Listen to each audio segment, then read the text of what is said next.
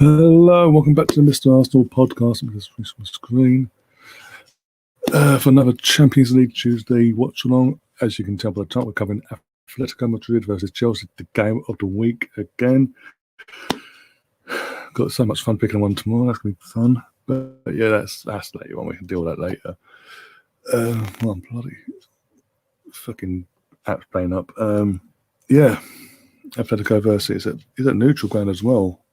Not Atletico Madrid or obviously Stamford Bridge is bizarre because we're considering this leg's at neutral, but the next leg will be at the Bridge, which is bizarre considering we're being told we can't go to Portugal and Portugal can't come to us, but we've got to go fucking Rome and Greece and our games. But hey, and literally Portugal and Spain on top of each other. But hey, what do I know?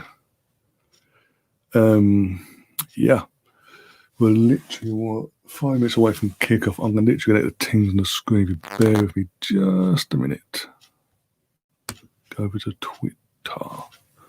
What is wrong with this bloody thing?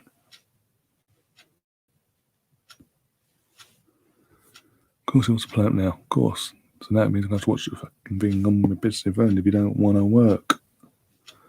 Which ain't good for my eyes, trust me. Oh dear. Personally, my look at the game is Atletico going into clear favourites. They're gonna win. Sake. And I think they're gonna win comfortably.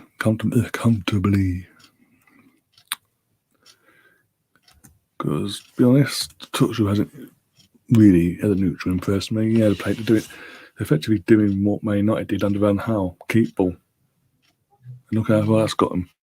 And you can already see the manager bounce they usually have. That's gone. The bubbles burst there. As we saw at the weekend. I can break this thing in a minute. I don't have time for this. There we go. That's what I want. Bloody hell. Yeah, for something to go through, eh? As you can tell, I have no patience for no one tonight. No silly buggers. So no one coming in giving anyone abuse, because if that happens, you will be outed and you will then be blocked. Just a heads up. After what I had to sort of not go through, but watch on another channel last night. Nah, not standing for it. Well, bloody hell. Couldn't get any bigger, could it, eh? I'm going to tell you the teams. Basically, got for the home team, Oblak in goal. Oh, bloody hell. Felipe, Savage, as I said, back pairing. Lorente, fullback. I can't pronounce his name. Heresa, I'm assuming. Then you got Lamar, Sal, Koke, or if you pronounce it. Then Correa, I don't know. And then up front, Yao Felix and Luis Suarez. And as you can see, some familiar names on the bench: Kondogbia, Lucatelia, Vitello, Dembele. Just to name a few of their bench. Right, they've got fucking unfine Chelsea's bloody lineup.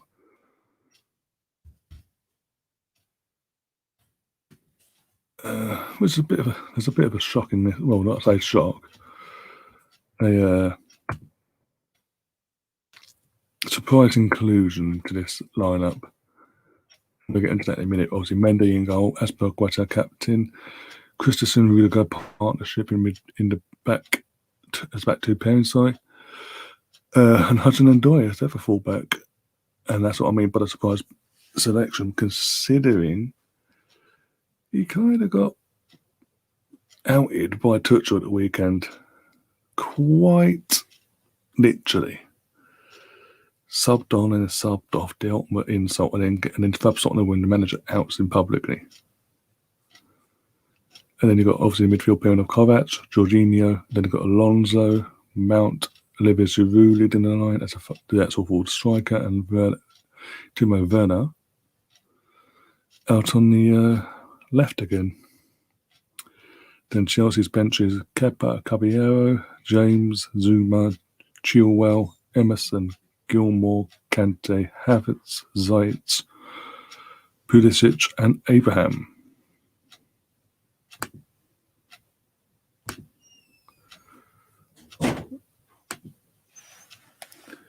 Right, I'm going to try and get this game on because it's about to kick off and I'm getting a bit naffed with the bloody... Oh, give me strength. Bloody thing working fine and all of a sudden, no, don't want to work now. What? What's working? Big up to 21 of you already, 26 now, that have tuned in over the platforms that we're currently streaming off of. Do share the content around. If you're watching this on YouTube, do smash the like button, do subscribe. And yeah, let's get the because I know it's about there we go. Here we go. That's better. It's actually working. Yeah, hit Bucharest. I think the game's been held at behind closed doors, obviously, but still.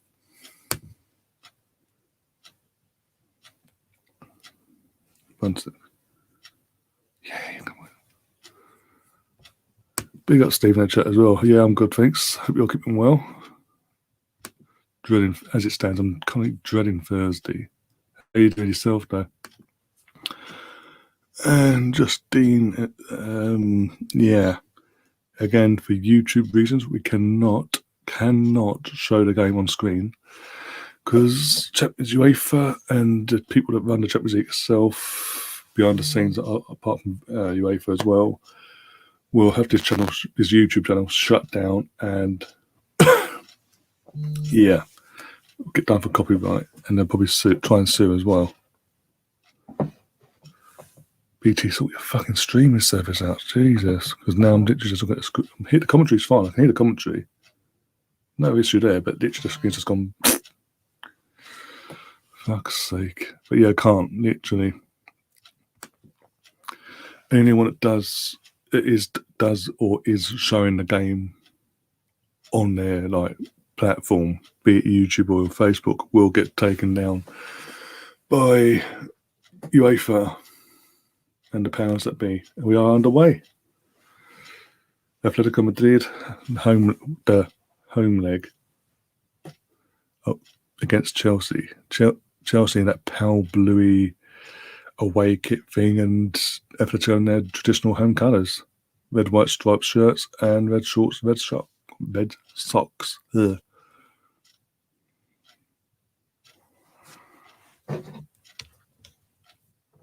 No, I don't need it. First free kicks has gone to Atletico Madrid, 35 seconds in. Yeah, Felix getting brought down.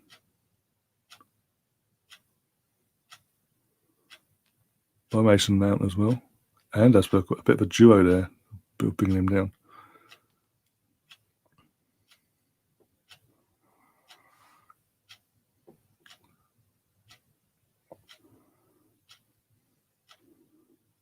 Yeah, I'm fully expecting this to be an absolute...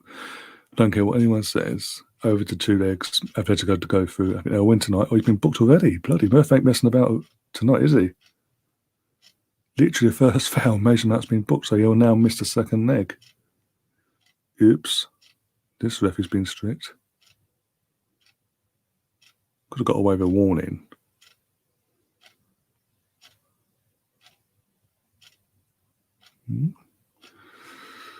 Oh dear, I need to sort this out 1 second. As you can see, I've moved around as well. I've had to move around as well. Got bored. The joys of UK lockdown. Oh, Mendy almost. Oh my God, Mendy got away with it there. Chelsea. It started off too well for Chelsea. That should have been 1-0, but fucking he done enough to put him off there whilst making a mistake.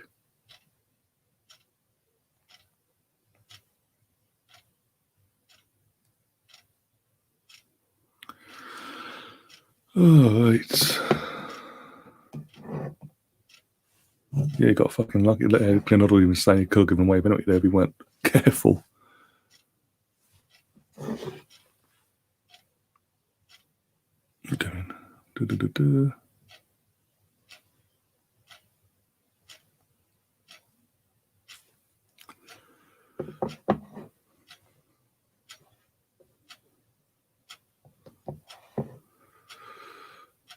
Oh dear. Oh.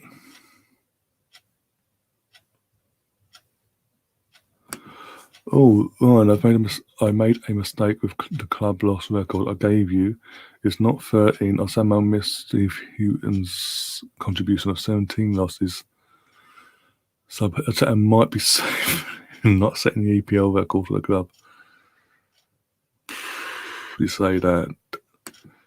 Still plenty of games. There's still plenty of games for him to do it.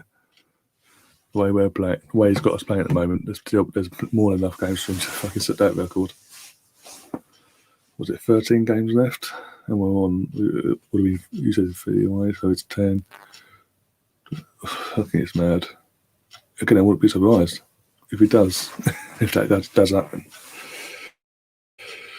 And then again, you still, either way, even if it doesn't happen, you've still got the board, like Stan and Josh and the rest of the board have got to look into that and say, this ain't good enough. We want to be back in the Champions League. Your main target was Champions League, via League or Europa League. Worst case scenario was just getting the Europa League spot. You've massively failed on that, bringing the brand of the club down even further. Because that's what they'll be thinking of, branding-wise. Time to go. But if that happens, they've then got to hire a world-class manager.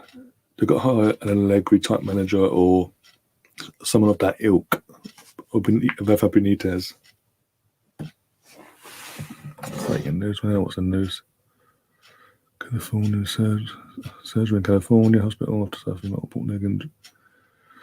Yeah, the last time that idiot was involved in a car crash over in the States, it turned out he'd been a very naughty boy.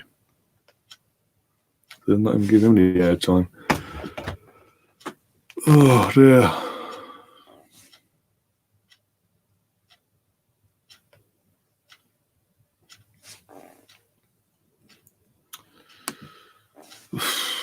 So what are we doing? 3, 6. So 7 away from equaling. So he needs 8 more defeats to break it. You mean? Is that what you're getting at? Still, with our chat, everything's possible. Let's be honest. It has to obviously be league defeats. I'm assuming.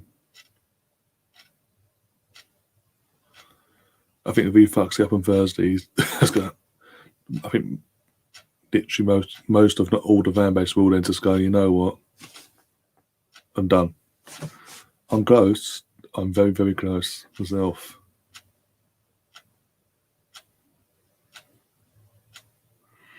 Just in the attack here. See what I can do with this. Ball goes in. Easily cleared. Poor cross. I think that's Mount as well to cross there.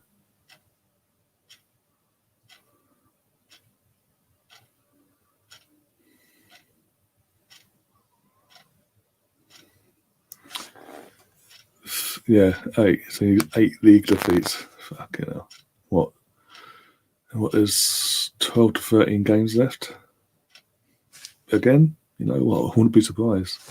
The way things have just suddenly gone this month. Since the Wolves, that red card at the end of the first half against Wolves, things have gone downhill, left, right, centre.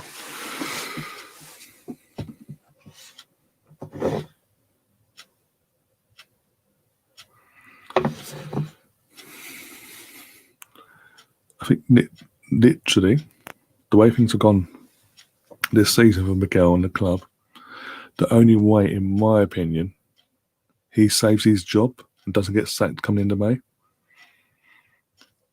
is him winning the Europa League. Because obviously he would have met his objective of Champions League football then. And they'll say, okay, league-wise, you've got now improved in the league. We'll give you more funds, etc., etc. But I don't see it happening, being honest. If I'm going to be take my full Arsenal head biased out of the equation here. I can't see us doing it. I'd love to be proved wrong, but yeah, that's the only way, in my opinion, he can save his job.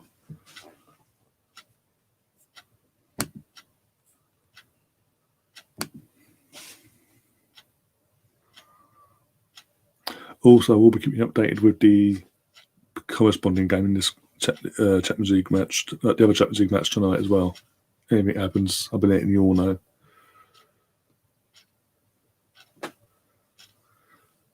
Oh dear.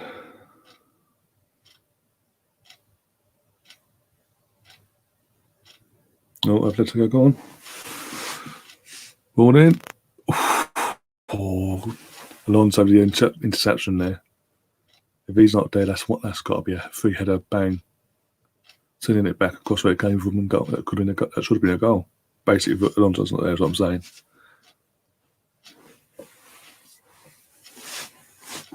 He had to. Everyone else was just standing there ball watching. Sorry, I'm going to actually, because I've got the commentary on, I'm listening to the game itself, the commentary. Sometimes when they say something stupid, I'm going to respond and say it makes sense to you guys, but it makes sense to me.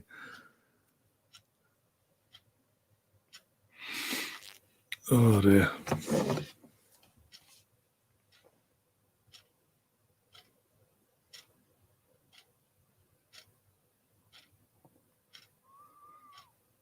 Mm-hmm.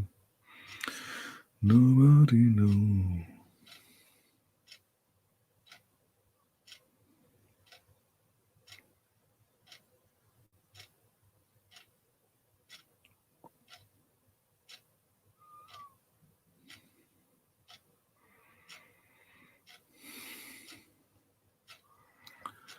Almost again.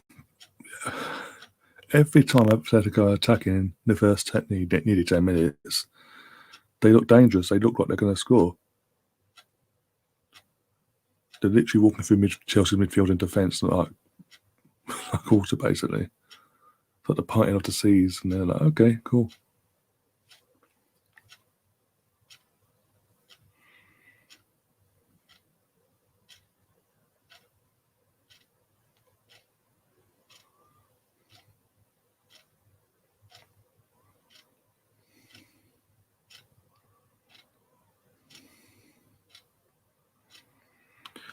There we go. Anyway, Steve again in the chat saying, I can't believe that Arteta said that City were there for the taking. City never had to get up. Exactly. Steve, we were saying this during the watch along, and obviously, I don't know if you've had a chance to, because I have obviously started this, because I did put out a community thing post yesterday saying I'm trying something new, see how it goes. Basically, that new thing is, after every watch along, literally as soon as we end the live stream and everyone goes a separate way, basically, I'm then going to spend the next 10-15 minutes literally grabbing all the highlights of every Arsenal watch along, like the big noticeable parts of the actual stream itself, put them together as do a highlight show. Obviously, yesterday's one was a bit longer than what it normally would be. There was so much that came up that I thought you could put out there and still leave enough for people to want to go and watch back the stream itself. So yeah, I'm doing that for the rest of the season. Oh, Bayern Munich, Lewandowski to score. Talking of which, got the away goal by Munich against Lazio. Just come up on my screen. So yeah, I'm going to try that for the rest of the season. If it goes up, if it does pick up and is well received with you guys, we'll continue that going into next season, obviously. But yeah, we're saying in the watch along numerous times. Numerous times how literally it was just like City does not even second, third, or fourth. They were literally just like snooze mode, basically. They didn't have to do anything really. And this is what was frustrating about that. Yeah, we've lost. Again, we don't expect to win every game. As any fan, you don't expect to win every game, but you want your team to give their all. And quite a few times this season, most of our 11 league defeats, we haven't done that. If you include the FA Cup match we got knocked out on, we didn't do that. We just went, okay, cool, whatever. Yeah, okay, cool. Aston Villa, we didn't do it. Home or away. And that's what makes the defeat hurt even more. And it's the fact it's been a regular thing this season. 13 defeats in all competitions, 11 in the league. And every single, if you look at it, all 13 defeats, once one thing went against us, be it a goal getting taken off for someone being offside, even though they weren't offside, this, that, and the other, our players just down tools and go, well, cool, whatever. And I'm sorry now, Mikel's been in a job over a year now. This is a basic thing he was meant to eradicate, and looked like he had back in the summer.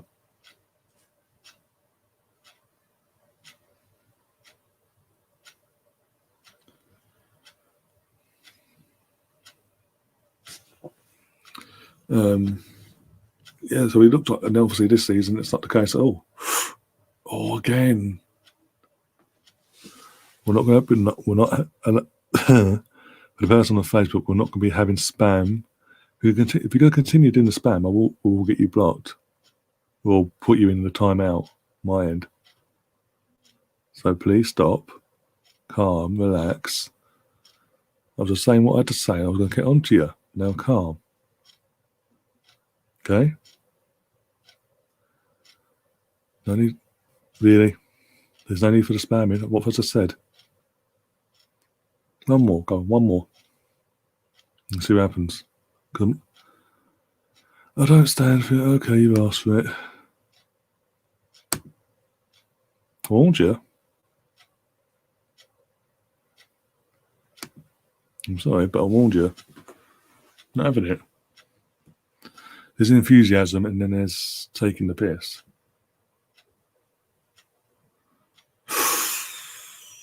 Chelsea almost have a goal there. Mason out of the cross from the left. Timo Werner literally sticking out a limb and hoping for the best and didn't make no contact. If he'd made contact, that ball, that's 1-0 Chelsea, the away goal. It's a completely different tie then.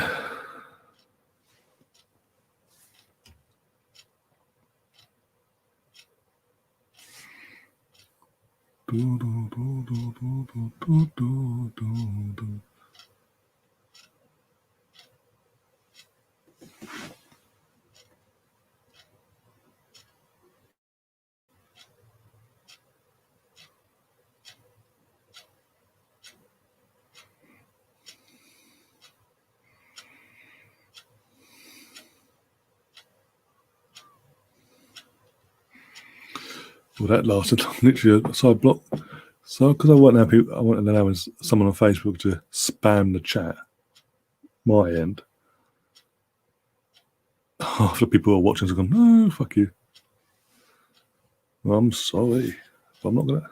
So that's not on. Not fair on everyone else.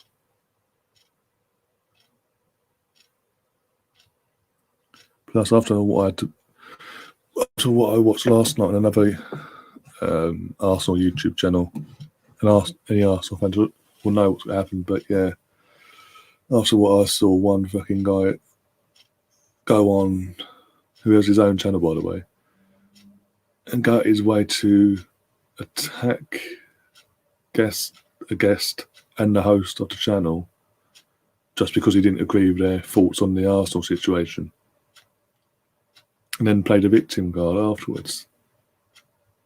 Yeah, so I'm sort of not in the, because having to watch that and then see the aftermath of everything that's gone on throughout the day. I'm not in the mood for things like spamming the chat. There's no need for it. Was it the penalty? Yeah, of course it was a dive. As Steve in the chat says, dive from Werner. Yeah, there's a bit of a link up between Giroud and Werner, and Werner decided to throw himself to the floor, basically. VAR checking it, apparently. VAR are actually looking at the incident. Well, West Bromwich Whistle, what's going on? No penalty. Checks complete, no pen. Cool. That would have been a fucking farce if that had been given.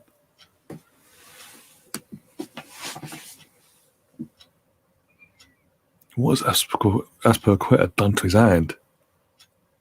If anyone's not watching the game or a Chelsea fan, literally the guy's got his out like from there, and his hand literally like to the bottom part of his nails, wrapped up in dressing, but also he's got like two of his fingers joint the camera and it looks like plaster as well.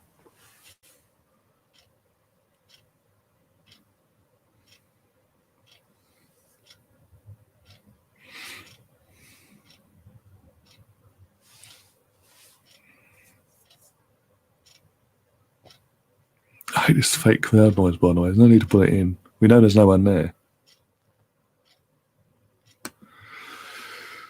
Oh dear.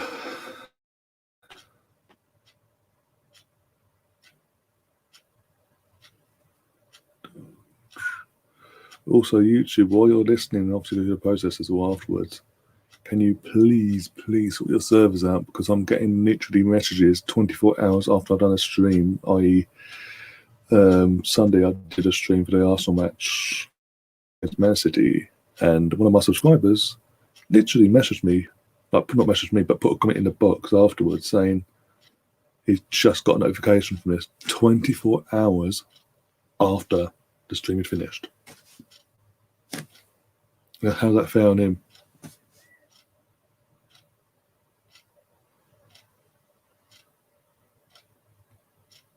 It's not obviously. I know. He's not. I know I'm not the. He's not the only one. This goes up against obviously what I've said about before about the my numbers then, because it does that then makes sense why I'm not getting my numbers being like what they once were. Like literally, I was doing streams, I was getting at the end of the stream 300, 400 plus. And it'll continue for the next couple of days, this and the other. But people aren't getting notifications, and especially for Watchalong,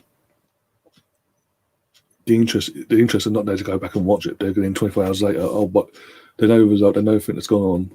The interest isn't there. And the thing is, there's happened to me as well. I'm subscribed. There's certain channels I'm subscribed to, and when they put new content out, be it a live stream or an upload itself, there's times I'm not getting notifications for it. It's been happening for years, obviously, but I thought you'd think by now you get your head at your backsides and be able to fix and rectify that situation, but clearly not.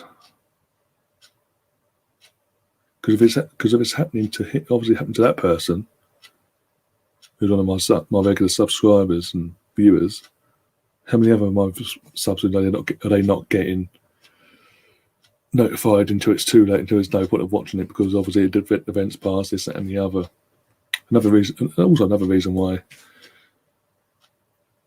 to do a highlight show of these live streams, these watch-alongs, or the Arsenal watch-alongs anyway,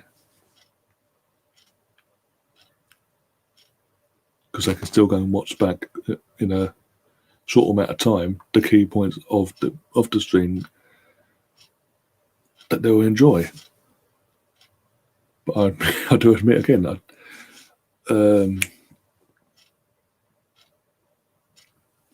yesterday's highlights upload from Sunday's stream was a bit longer than I was planning. I was only planning to do like a 15-20 minute altogether video to upload. Ended up being double that time. So I do apologise to anyone else. Hang on. Oh dear. Literally, as soon as I uploaded, I got one first view, literally, how long is this? And I was like, oh dear. But obviously then it sorted itself out. And then at one point I had, within the first 2 hours of the upload, and being it's an upload as well, I was doing pretty well considering. In terms of likes, it was like 21, 22 likes. And then YouTube took half of them away, took it back down to 10. It's obviously gone up to 11 now. But they can't say, oh, well, it's clearly bots. We thought it was bots, because then the views would have gone down then to match it, and they never did. But hey, here's what it is. I mean, it's saying something. The game's gone a bit, at the moment. But the game's sort of being played in the middle of the park here, so hence why I'm start talking crap now about fucking YouTube and Arsenal itself and the content and why it is, you know. Mount's got to be careful. He's on a booking, as we all know, so he's got to be careful. Any challenge now, he's going to be on a thin line.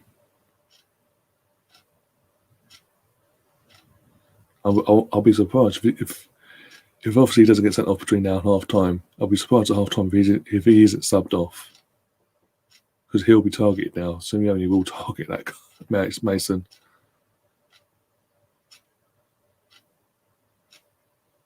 Oh, was that Mason again? Was that Kovac?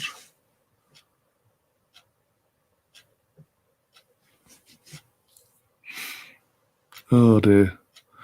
By the way, guys, for the ones that are watching right now, can you put in the chat where you're watching this from, be it on YouTube itself, Facebook, or Periscope, i.e. Twitter?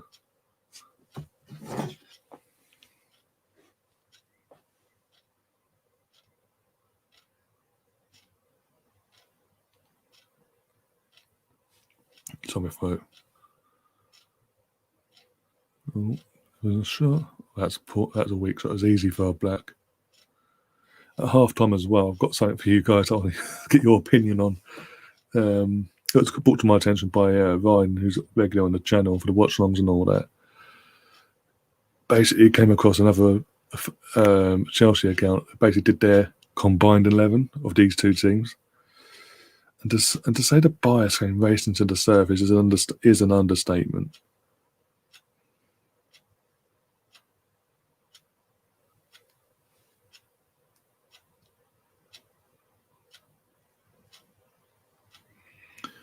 Bear with me.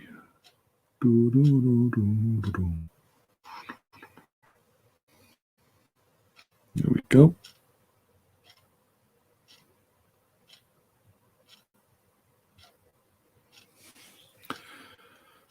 Yep, that should. You wouldn't have thought that they're on highlights for 40 odd minutes, but poor performances to highlight discuss. Just putting this up from the Arsenal Misfit. Just a bit it out, but yeah. To be honest, yeah, I thought it's more because there's quite a lot of topics we did bring up on the game itself, and then in general going forward for the club itself, and what needs to be done to fix it, rectify what's going on, why we're on a decline, why we're doing it, why is Arteta not learning from mistakes,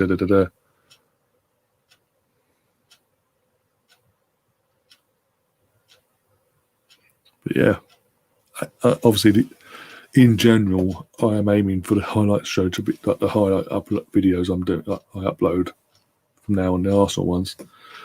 The Arsenal Watch songs like to be a 15-20 minute upload, like video, like a bite size basically.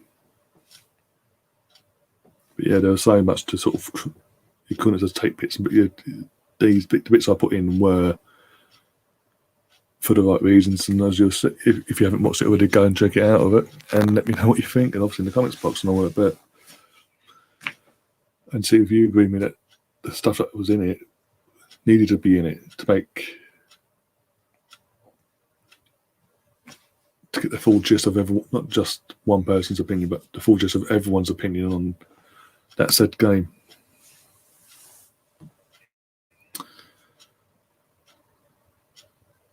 We've got 32 people in there. Big up yourselves. Yeah, no worries, Steve.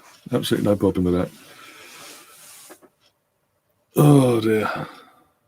Actually, while I'm at it, I'm actually going to look for that tweet so I can get it ready to share at half time. And you'll be beside yourself, put it that way. Got to go through all this.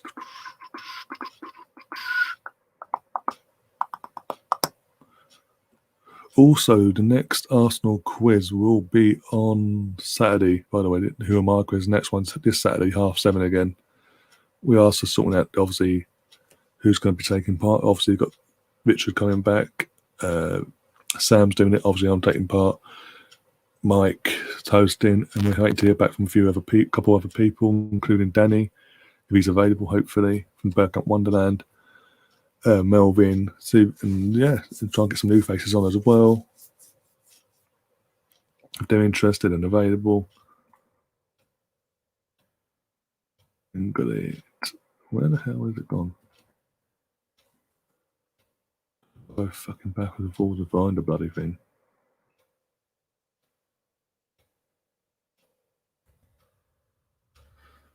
Oh dear. I mean, it was that long ago.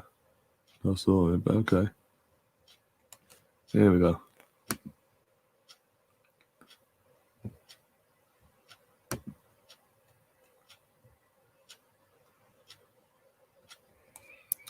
Right, got it ready? Yep, it's ready for later. Cool.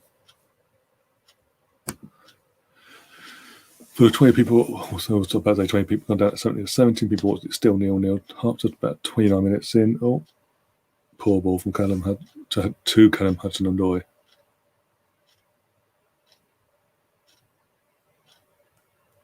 And not much to tell, really. I mean, again, as I keep saying, since the first couple of minutes into the game, every time Atletico do attack and get into the midfield and want to be on the defence, they look threatening. They look like they're going to score every attack because Chelsea in midfield and defence are just pot in the sea, at the Red Sea basically, and they're allowing Atletico, and that's dangerous.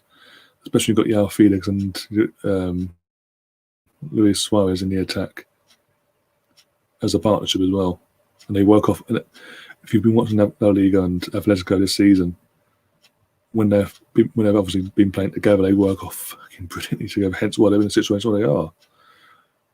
Where they're with a game in hand over Madrid and 2 over Barcelona, they are top of La Liga.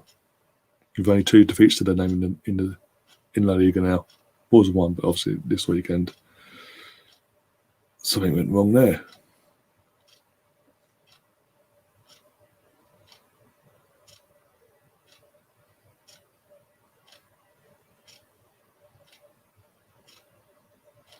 And to be honest, the football for Atletico in the Liga has been a lot better than what we've ever seen from a Simeone side anyway.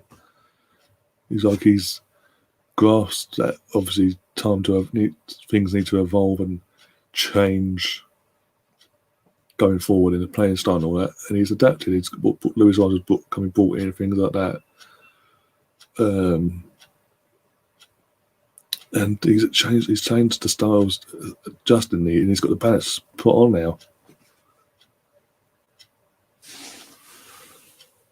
Sentiment FC just joined us in the chat. Big up Sentiment FC. I haven't seen you for a while in the streams, so it's good to see you again. Hope you're keeping well. I've seen you in other streams, obviously, but it doesn't help when I'm obviously live on them other streams are going, and I obviously just finished when I go into them streams. But yeah, hope you're keeping well. Oh dear.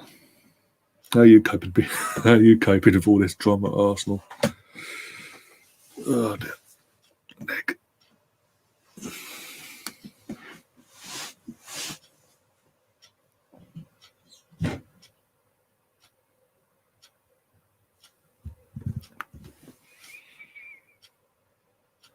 Pardon me. Stand by me. God, that's on my head all day. Literally, all I can hear in my head is that it's Oasis song going round and round in my head. BT, please sort your fucking service out, please. That's 3 times now the sound's cut out. And now we get bit parts of the fucking commentary. I know Glenn Hoddle's a bias when it comes to Chelsea and Tottenham, but still. you know what? I still got to listen than just listen to people scream at each other. Well, Liverpool's favourite player. If you know, like from last season, if you know, you know. Just the damage he did to Liverpool last season in Champions League, legendary. Being he scored in the second leg and effectively knocked Liverpool out, basically. His performance as well. What the games tomorrow? I was Man City, Mönchengladbach, and who else?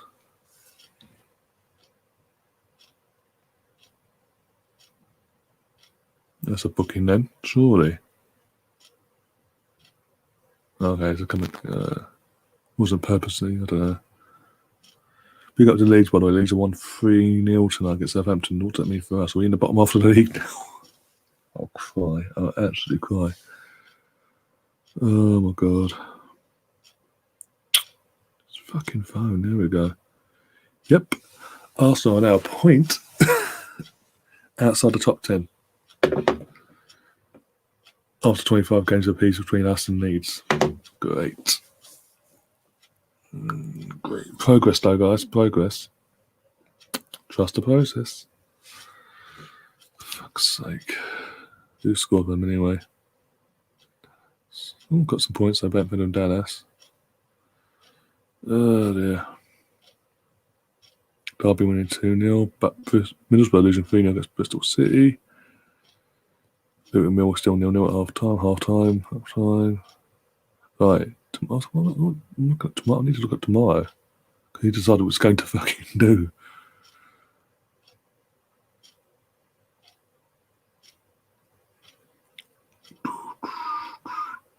Right, the choices are Atlanta versus Real Madrid or Borussia Mönchengladbach versus Man City. Either tie will be decent tie, I'd say. But you know what, I might do the Borussia Mönchengladbach one. Might. I'll decide later, obviously. Oh, bloody hell, phone's going fucking ballistic now. Of course it is. Oh, God, now is it still going off in?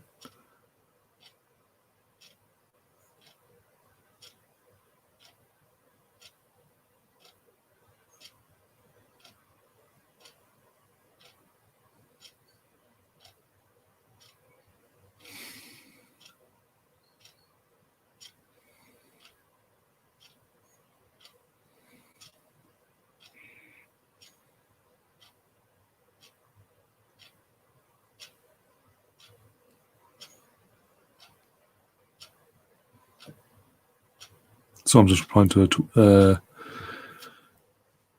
tweet quickly. Head like that. I mean, knocking away the Atletico, attacking 3-1 and then 4. Oh, poor touch from Lamar there.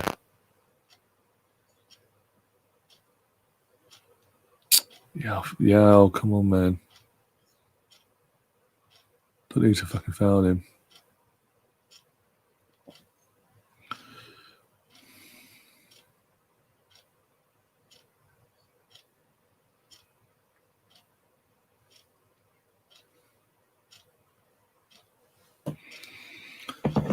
Hey.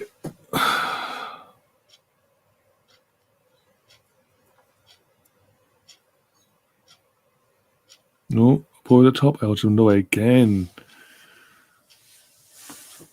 Just missing him by a couple of inches that time, but he just, to be honest, he did throw himself and hit it like, oh, hoping for the best.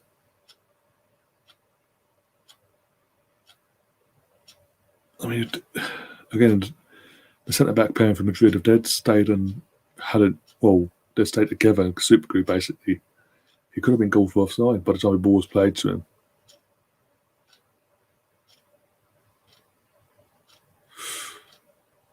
Go on, Louis. I thought I'd say that, to be honest. I just can't stand Chelsea. Can't stand Chelsea, to be honest. So, what's the lesser of two evils in this situation? Getting a ball pass in the midfield.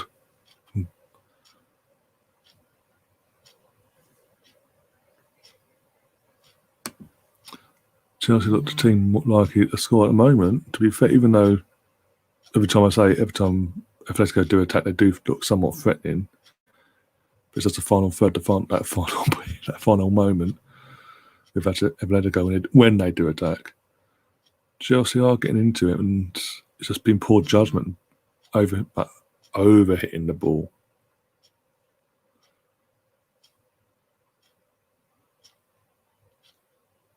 But in one sense, as a neutral doing this, like Watchalong, good save.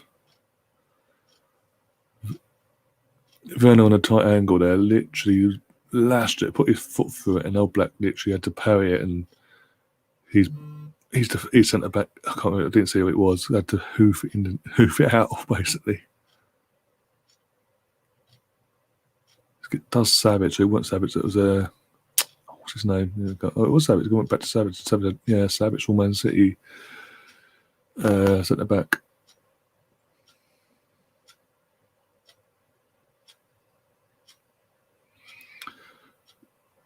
As I say, as a neutral doing this watch along and things like that, I prefer it not to be just like one-sided up. For example, with Atletico going bang, bang, bang, bang, bang, bang, like attack, and Chelsea just trying to defend. I prefer these sort of games where it's both teams going at it and there's chances either side, and if that makes sense. And it's that sort of game where it is 50-50. Who's getting booked for this? No, Suarez has been taken out. It's got to be a booking. If it makes them out as a booking, 30 seconds in, that's got to be a booking. Christensen as well, yeah. It's got. I'm sorry, you can't book Mason Mount for far less, and then now Christensen get away with that. It's also, by the way, Steve, it's good to see you back in the live stream and in the chat again. Because I haven't seen you for a while either. Hope you're keeping well and keep your family keeping safe and all that. With everything that's been going on. Steve, I said, I'm not sure Chelsea have really improved that much since Frank was given his walking back to him. Not really.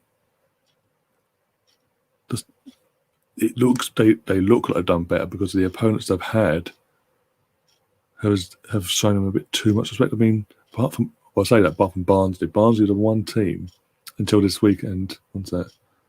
Paul. Up till this weekend when they played Southampton away, or whatever it was, the only team up to that point that hadn't shown Chelsea the respect was Barnsley. Barnsley went for them and gave them a game and a half, took them all the way to the end. All the others literally just went, okay, sure, go on then. Like there's some big fucking team going for the title. Oh. Kadea. Oh man, that could have been again. That should have been one. The final third. What is it? As I've said all night, the final third, that final moment with Atletico, and every time they've fluffed their lines. Up to that point, they're looking fit and like they're going to score. And literally, good link-up play there between Correa and Luis Suarez, but literally did it all basically in the end 1-2. But the timing of the time between them, they didn't time the pass and to the final pass basically, and Suarez sort of fell under the ball as it was coming back to him.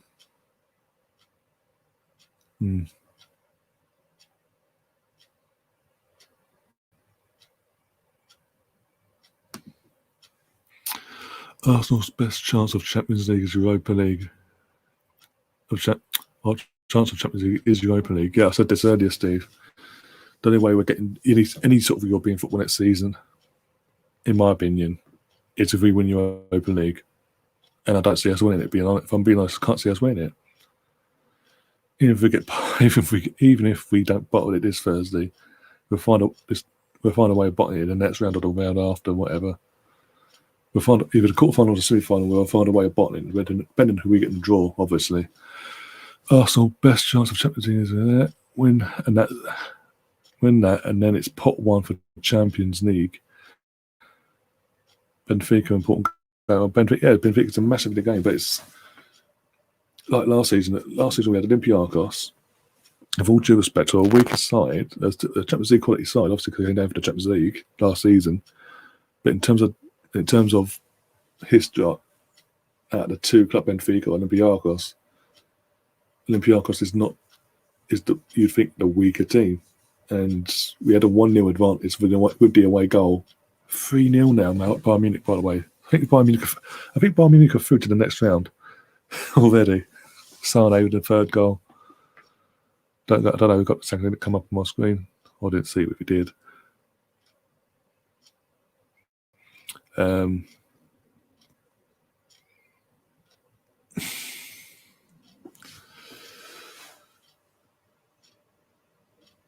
I was saying, we had a 1-0 lead with the away goal last season. Going into the second leg at home, and our home form last season was phenomenal compared to compared to this season anyway. And it wasn't just down to Arteta, some of his substitutions and things like that, but it was down to the players as well, because some players who were making mistakes that led to fucking Olympiacos' goals. It's just a bit of that arrogance as well, because we got that lead in the first leg. That advantage, or so we say that advantage, basically. Going out to the end, it's our fans are behind us, we'll get through this, we're fine. It's only Olympiacos, we're Arsenal. It backfired. It absolutely backfired. And even though you could see it when we were 1-0 down in that second leg, and it was obviously 1-1 now going into extra time. Even though you could see that obviously we were attacking, Olympiacos sat back and hoping to get us on their counter attack in the 90 minutes, and it obviously didn't work out. Had to get to extra time, but we went bang, and even when the second we went 2-1 up on aggregate and 1-1 on the night, 2-1 up on aggregate, we sort of managed the game a lot better, and we didn't. It's again individual errors that led to the second away goal for Olympiacos was up to us now, because it meant not only did we, if we score another goal, we didn't have to score literally 2 in 5 minutes, basically. Or 6 if you include the injury time.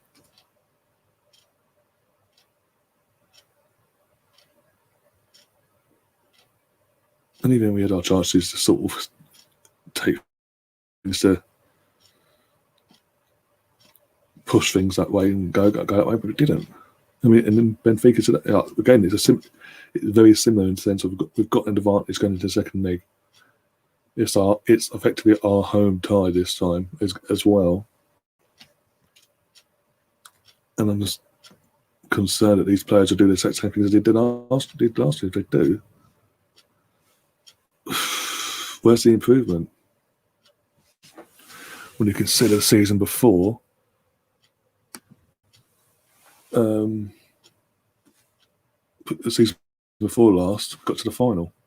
Obviously got battered, but still. And then the final you get to the first knockout round out. I don't want to come back to the fucking. We had years of that in the Champions League, for fuck's sake. First knockout round out, off you go. No matter who we fucking got. It's just done my head in. Best Champions League score this week was PSG, Barca, full. Yeah, did a watch long on here for that one. 0-0 at half time, by the way, for the Atletico game. Just gone half time. These out. With all the adverts crap. How are we doing for that? That's cool. Steve again says in the chat, I can see all English teams doing well. I mean, going through in the Europa League, and Rangers would be good. To be honest, all the English teams should go. I mean, Man United basically through. They won 4-0. Them not down the road should. Who they've got, not just their score, but who they've got anyway, their opponent. Again, Arsenal should get through. But do we trust these players to live up to that expectation? I mean, a lot of pressure's on them because of how they played this Sunday just gone. There's a lot of pressures now on them to step up this Thursday, and not just get through by the skin of their teeth, but absolutely push batter the opponent Benfica off the park. Again, we should go through. Rangers have got 4 away goals now. You know, it's 4-3 because of the away goal rule. Even if they lost 1-0, they'll still go through the away goal rule.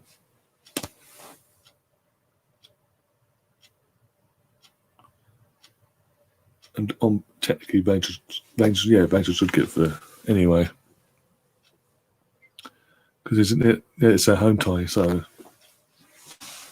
don't know if it's on the neutral ground or is that Rangers, but either way, it's in their hands as well. And again, the way they've played this season, Rangers themselves, they should have a problem getting through. You know what? If the Premier League teams and Rangers get through, because Celtics in it? I don't know if Celtics in it. I think they looked like that, didn't they? So if all the British are basically the 4 English teams, and they and Rangers do get through, guarantee at least one tie will be in all British/English affair. Because UEFA won't want a repeat of what happened a couple of years back with an all-English final in the competition. If it was all Italian a couple of years, I'd be fine with that. Steve says, I was confident of getting past Benfica after Aubameyang's hat-trick, but since then it's a toss-up for me. Yeah, it depends on which Arsenal strike for me. That's what I'm saying. If the Arsenal we've been seeing last Thursday / Sunday turns up, we're in trouble. If we see the Arsenal we saw against Leeds, for example, a few times throughout the season we've seen, like the first half against Wolves, etc., then we're through. There'll be no problem. We'll be celebrating come Thursday. Right, we're through. Next round, wins the draw. Cool. Bring it on, basically. Oh, Brendan. I'm going to dignify that with putting you on the screen there. I really hope that Granada can put the result over Napoli. We're turning up, so never know. I told everyone about Granada when the competition started. To be fair, you've got the advantage of being living in Spain anyway. So you know what team to look out for when it comes to Spanish teams in Europe. Chelsea should at least try scoring an away goal. Would be a big boost for the second leg. To be fair, from what I've been watching and from what you obviously said earlier, they are kind of trying. They've had obviously Werner's the best chance we've had so far in that first half. Best chance fell to him. That's the actual shot that tested the goalkeeper. It could have been a goal, obviously. You know what I'm saying?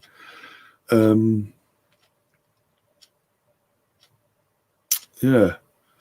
Apart from that, really, as I said, whenever Atletico have had the ball, it's like they really attack and they progress throughout the pitch,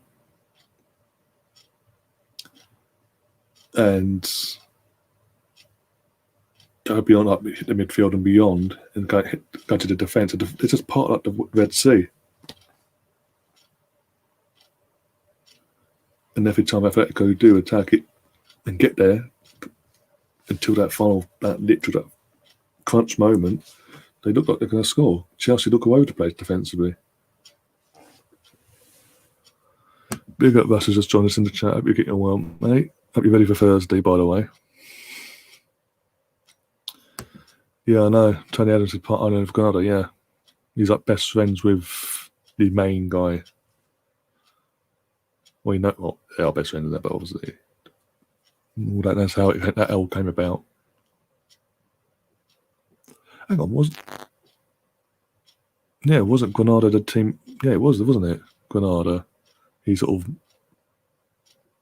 of took charge of for a few games, a couple of seasons back, and that meme came about.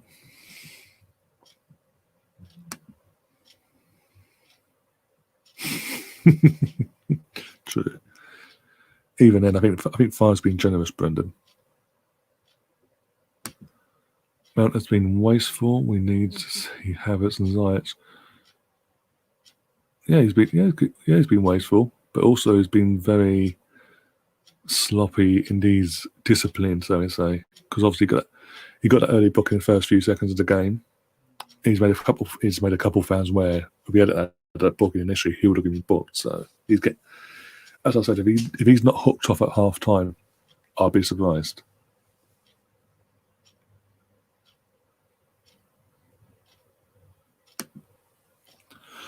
I don't know what Chelsea fans see Mason Mount. The guy needs loaning out or something. Yeah.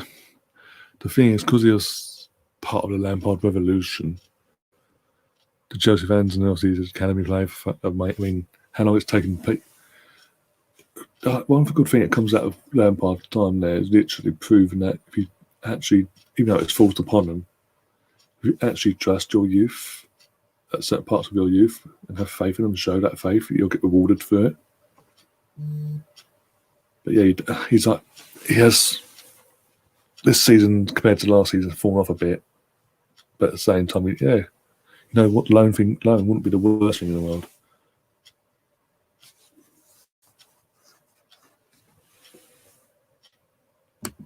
Yeah, basically, we're going to get sacked their manager, and he just managed the team into the He literally took it, came in because he's like best friends with the actual main owner of the club, and so he was like doing him a favour, like yes, he acted in the season, and obviously help you appoint your next manager or whatever. Not because that's then how it came about. That obviously he then takes in part ownership basically, so he's now part of the board, like part of the club and all that. It's good because the sort of guy he is. I think that's where looking at things where he benefits from the experience he obviously built over his career and all that as a footballing man himself, even though it's a different country, different league and all that. You can still thrive off that. From teams outside of England can thrive off that sort of experience, that sort of love for the game, so to speak.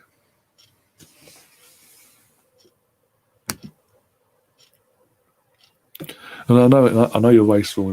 That's what you meant as well. Okay, cool. Yeah. As I said, I don't know if you were there earlier. Literally just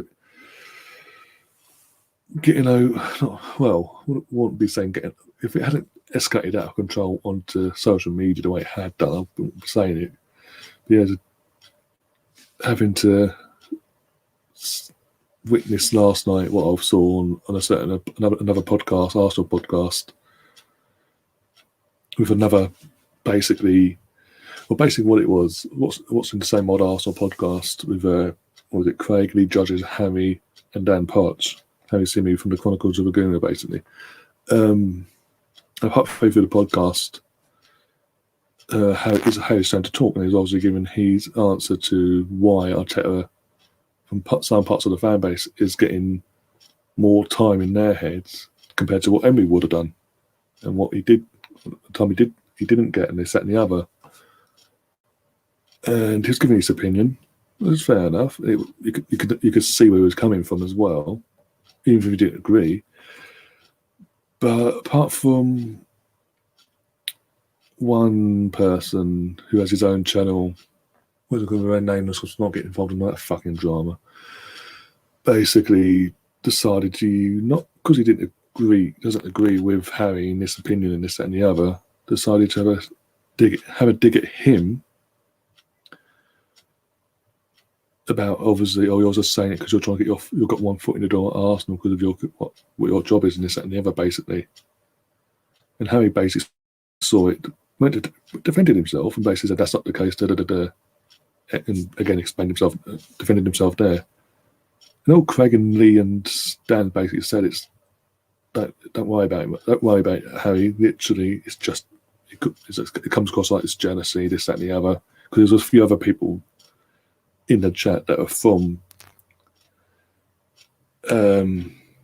the other person's channel in the chat already giving abuse to everyone in like the panel, like Craig and the panel. Basically, if they didn't agree with them, making excuses, and because I recognise some people, so but then obviously that the main person of the actual host of the channel, one that runs the channel, turns up and then starts getting nasty, and then has been playing, and then literally after the stream ended, went and then literally publicly, not even privately, publicly, then decided to go on the attack and play the victim at Craig and the others, basically. And it's not on. Anyone that defended Craig and the guys on the channel last night, like when we carried over to Twitter and all that, they're getting fucking called everything under the sun as well, basically. It's just ridiculous. I mean, it's like I said the other night, near the end of my Watchalong the other night. We can have an honest debate, have different opinions, and not get nasty. It can be done. I've been doing this I've been running this channel for nearly 3 years, and I've shown it every time I've done it. Every time we've had a podcast or whatever, every time we've shown it. Obviously, there was one time when someone didn't agree, just went dead silent, and we haven't seen it hasn't been on since. That's a different matter. I'm not going to drag that back up. It's not worth the aggro. But again, as I say, I've proved that not only me, other channels have proved it, and other podcasts have proved you can have a debate with a group, with one person, one-on-one, or literally a group of people on the podcast / channel, and not be at each other's throats, basically, and calling each other names and shouting over each other, and just doing it for the sake of, oh, this will get us views, so let's do this. Let's do this. Let's actually slag each other off and get in each other's faces and shout over each other, because that'll get the views. From it's all one. It's from it'll be from the views they get will be from idiots that just want that sort of. Oh yes, that's funny, isn't it? Because it's idiots that are from rival fan bases that will go, look at that club and their fan base. What a bunch of idiots! He's making not just on myself on the channel, but it's other channels as well. That, as I say, are do what I do, in the sense of having a one-on-one debate or group debate, having a difference of opinion without having to go at each other and slagging each other off. If you don't agree with that person, that's fine. It's your opinion. That's your opinion. Okay, but here's my opinion. Okay, we move on to the next subject, etc., etc. But it's what I'm saying. It's because of idiots doing what they do to making the fan base look like a bunch of idiots, making them doing what they do with the shouting and arguing and makes the rest of our job a lot harder to prove that actually that isn't the case, and actually we are sensible, we are smart, we can actually have a logical debate and be nice about it, and not be like, oh, you're this, you're that, get out of here, you have no idea what you're talking about, By the way, second I've just kicked off as I was saying that. But yeah, so that's sort of put me in a bit of a downer, so I'll just get myself busy. Really. As you see, I'm going to move from the last stream to this stream. Moved a few things about. Yeah, as I said, get myself busy. Had dinner, washed up, put it all away, and then came up to do this. So yeah, all good apart from that. How are you doing now after my 10 minutes of going through that?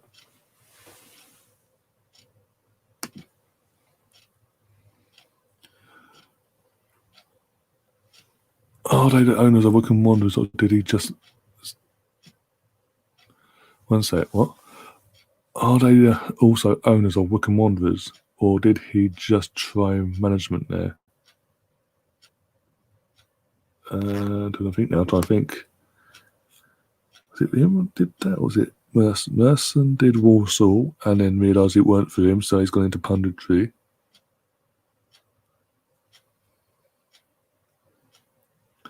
Trying to think now. Wycombe.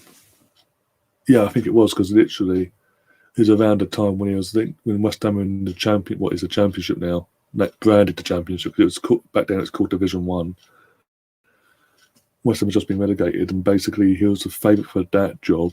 And then I think Pardew got that, and then Pardew, I think. Can't remember now. The first time I got relegated in 2003, the summer of 2003 when they got relegated, so it's 03-04 season. And yeah, he got, I think the next job that came up was Wycombe. I think, yeah, he was there for a while as well. It just didn't work though. And then after that spell didn't work out, he then for about a year and a half, he just disappeared, as in went into the background, basically, so to speak. And then really his head up Pompey when Harry Redknapp was there with Joe Jordan. It was part of Harry Redknapp's assistant coaching. And when Harry Redknapp then left, that's why he then got the opportunity to take over from Harry there.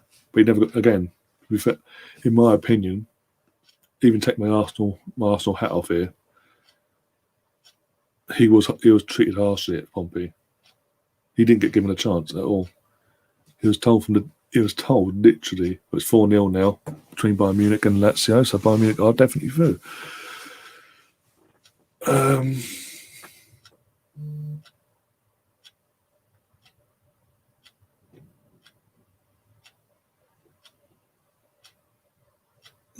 That's pretty much what I was saying now. Oh, I've got to say. Oh yeah, basically, he was told from Danny Adams was told from Pompey owners at the time. Oh yeah, we'll get through this season. We gave him big, 3.5 year contract, something like that. And he didn't receive 2 months into it. They got rid of him. He barely got a fucking transfer window. And even then, obviously winter windows like that back then are even harder than what they are now to get players in. But he was told no matter what, he'd get given till the following season, basically. He'd get a full season behind him before they start obviously panicking, this, that, and the other. So that allows him a bit of time to build his team. Because he literally said, this ain't my team, this is Harry's team. I need to build my team and my philosophy. And he never got given that chance there, and that sort of fucked him from there on in. And we didn't hear or see him until Granada. And that was, as he said, as only as a part-time thing till the end of the season to help out his mate.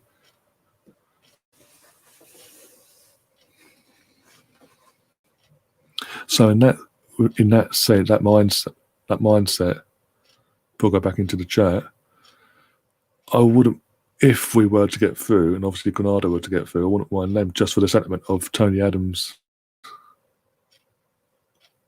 hopefully being able to come back to Arsenal for that one leg. Even though it would be as in he'll be there as a co-owner role, basically, it'd still be nice as a sentiment sort of thing, you know. Even though there's no fans, it'd be even better with there's fans there, obviously. With him being there, one way or the other.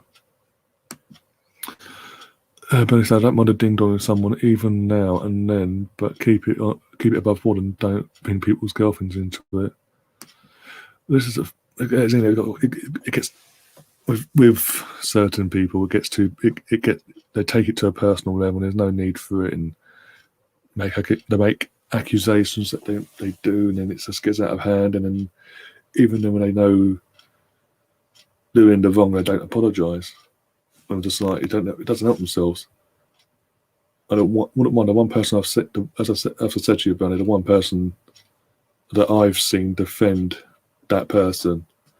I'll tell you the reason why. Well done, Felipe, getting rid of that. Chelsea come up with a bit more purpose in the second half, by the way, first 3 minutes in. But yeah, mate.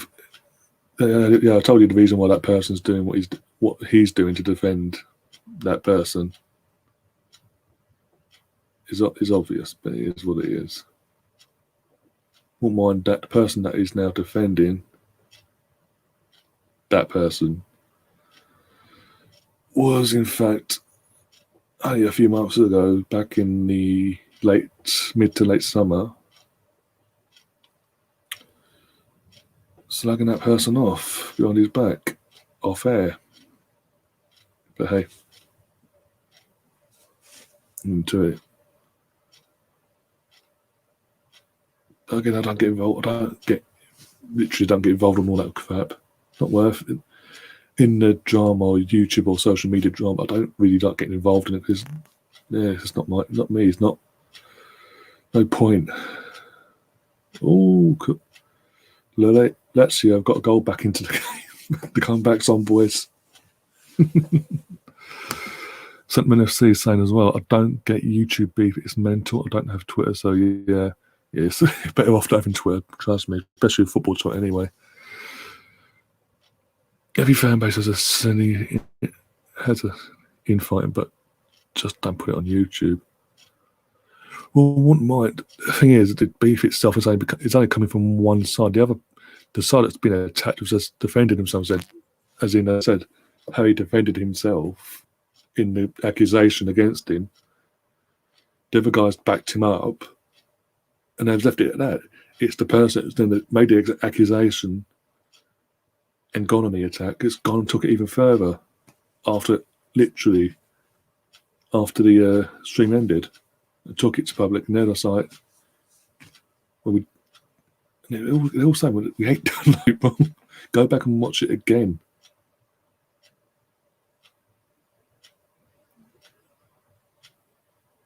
The person's accusing him of basic abuse, attacking this, that, and the other, being rang out of order.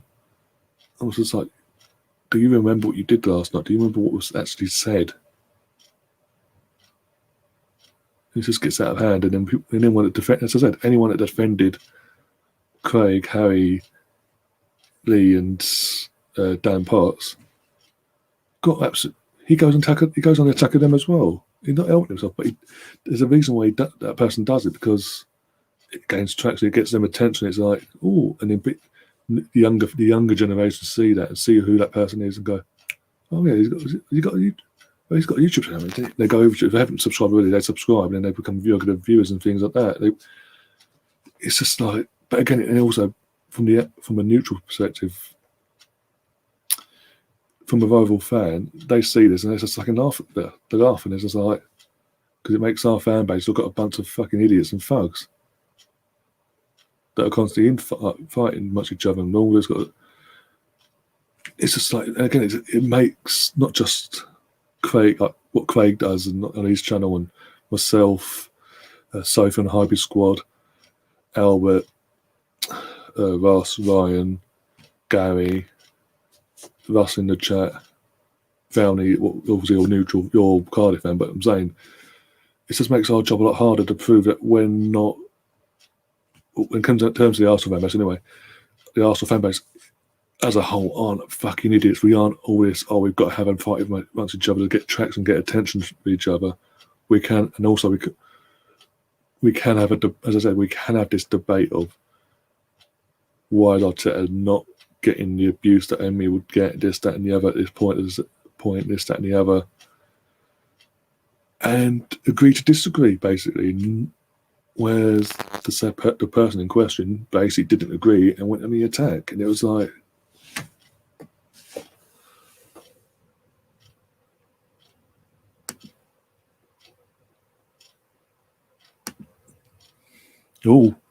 Suarez, unlucky Suarez there. Atletico now, we are, after a good start from Chelsea, first 3 minutes, Atletico have started to come back into this. Got a corner now. But Fuel is asking, how do I find this drama on YouTube? Oh, mate, you don't. All the latest one was on Craig's channel, the same old Arsenal podcast. It was absolutely, but it's only coming from one side. It literally, as I said, Craig, Lee, Harry, and Dan are like, you attacked us, you attacked one of us. That person defended himself. We backed him up. That was it. That was an end to it. There was no slide digs at anyone, this, that, and the other. No abuse thrown back at the said person in question. Yet the said person in question is playing the victim card, and that's it well with me.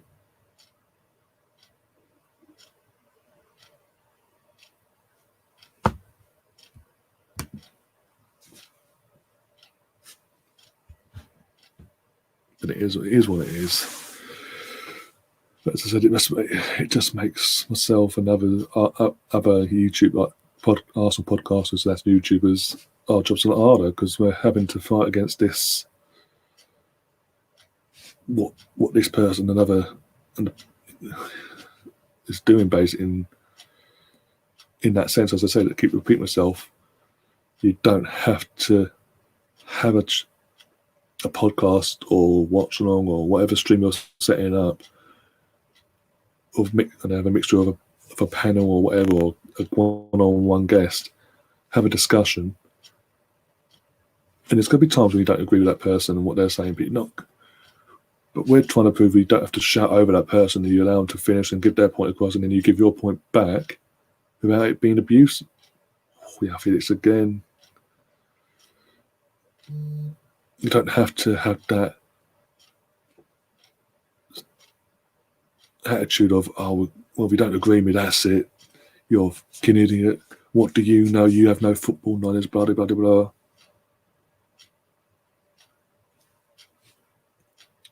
And that's what the mindset of this other person seems to be.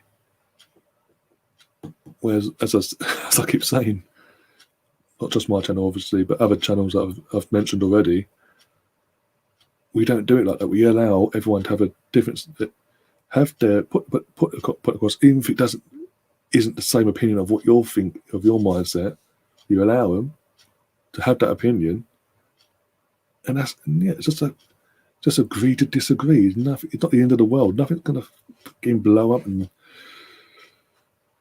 no one's gonna fucking die basically from disagreeing with someone or not having the same opinion. If everyone had the same opinion, for fuck's sake, put it this way, short and sweet, if everyone had the same opinion on everything, including Arsenal, life would be fucking dull. But anyway, back to this game now, Chelsea corner, 59th minute, see what happens here. Mason Mount to corner, see what we can do with this. Here we go.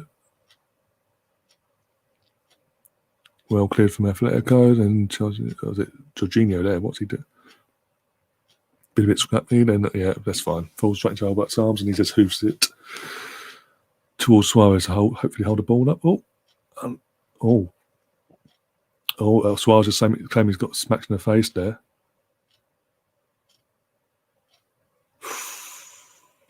Good attempt, but yeah, Suarez is now claiming he got a smack in the face. The ball came to him, go and get it again, and and as he's come away, let's have a look. Oh, behave, Louis, come on. Because he went down his stages as well, sort of afterwards. But yeah, there's nothing for him to go. Wasn't like wasn't deliberate. Put it that way. That's what I'm trying to say.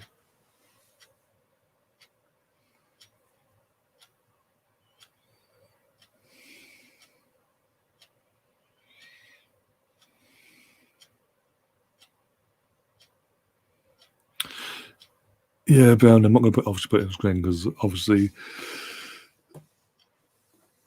I don't need a drama because obviously I'll be dragged into it and I can't be asked for it all. I was just turn my fucking phone off. Like I can't. Yeah. But yeah, of course it is. But the reason people like that do that because they want that attention out of nowhere to gain more traction for their channel, so they say. and gain new eyes and new subs and new subs that will donate to their channel.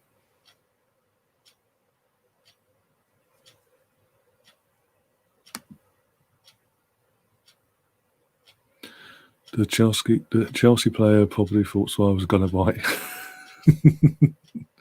Well, if that elbow was any higher, it could have happened. Let's be honest. It grazed him there, basically. Hit him there. Not maliciously, but hit him there. Any higher, then obviously like he knew he was going, lunchtime. And that would have been interesting if he did that again. Has he Brownie, because obviously you live in Spain and all that, you'll know more than what I would. Since he's gone to La Liga, like Barcelona, now Atletico, has there been any incident of him doing that, basically? I don't think there has been, from what I know of, but I just thought I'd ask. Hey, Mike Dean's joined us, of course he has. All right, Mike, how you doing? And trust me, the way our club's acting at the moment, that could happen soon rather than later. Fury, I hope Dean retires soon. Oh, what's happening here? Is that a yellow card for who? Levente's been booked? I missed what he did there.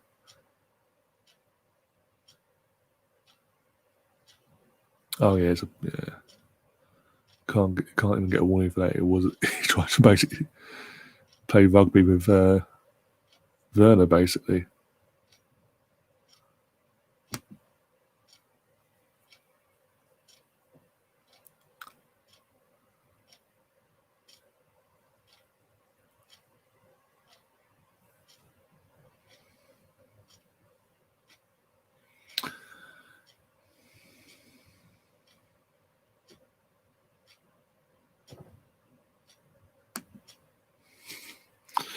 Brownie saying in the chat, YouTube-wise, I'm friends with more Arsenal fans than any other club. Most of them are cool, but I've always been good on first impressions with people ever since I can remember. Yeah.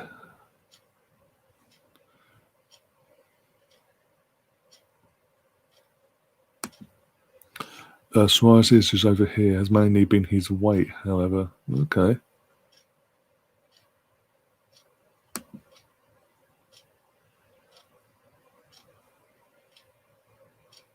Oh, Jorginho's getting booked.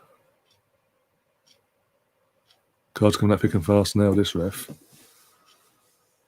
Oh, Jorginho's out for the second leg as well. So no Mason Mount and no Jorginho for the home leg. Players they don't need losing, they're losing them.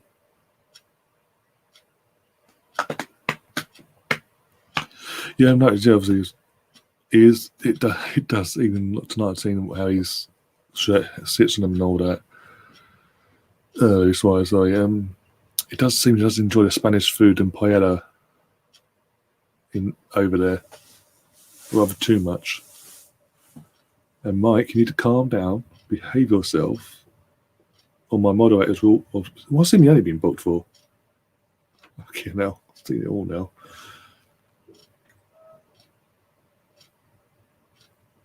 Chelsea must be most hated club. Of course, yeah. That and Tottenham, in our case. Tottenham because of the direct rivalry that's been built up over years, and Chelsea just because they've literally just had literally Mr. Russian Mafia man himself, Abramovich, come out of nowhere, buy them, and give them everything on a plate and buy the success. Whereas I've always said, throughout history, our club's history, we've always had to earn the success and build the hard way. To not go, as the saying goes, do things the long way around. Actually graft for our success as a club, for the history of our club. It's never been given to us by Sugar Daddy, especially on blood money as well. Oh yeah, that was it. I was going to show you, didn't I? I forgot to show you guys. This is the This is the tweet I was telling you about. Basically, this Chelsea fan put, as I said, put a combined 11 between Atletico Madrid and Chelsea. This is what he came up with. And tell me where he's got. Tell me what he's smoking, please. The handle itself is absolute Chelsea. Combined 11, Atletico Madrid. Chelsea, hashtag Chelsea, hashtag UEFA Champions League. And yeah, apparently this is the combined 11 that's been put together based on now. Mendy over Oblak, apparently. Then the back three of Aspilicueta, Zuma, Rudiger, Reece James at fullback, wing back, we're going to call it. Pincheiro at the other on the left. Llorente, Jorginho, João Felix, and Suarez. Tell me what that guy's smoking. Yeah, Oblak definitely should be in goal. Say the least. Chelsea should be lucky to get one player in that 11.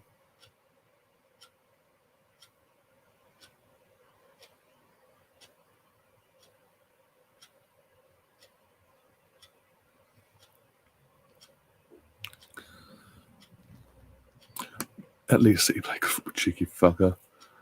You say that, but again, given to them on the plate, this is a team that's notoriously known for struggling, even mid-table, to survive in relegation every season by the skin of their teeth, or getting relegated, or relegating themselves back in the day. If you know, you're old enough to know. Yeah, when they were division, they got relegated from Premier League to Division 1.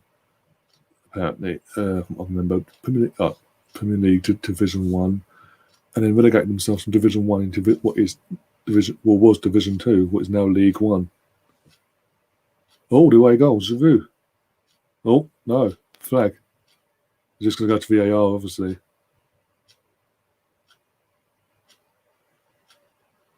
VAR checking this, or is it just going to go ahead and... Yes, wait, they're checking, obviously. Let's have a look. Comes in. Oh, handball. It might be a handball. Oh, yeah, he's way offside when the ball was played to him. Yeah, because he came off the Chelsea player to him. But yeah, he was way offside.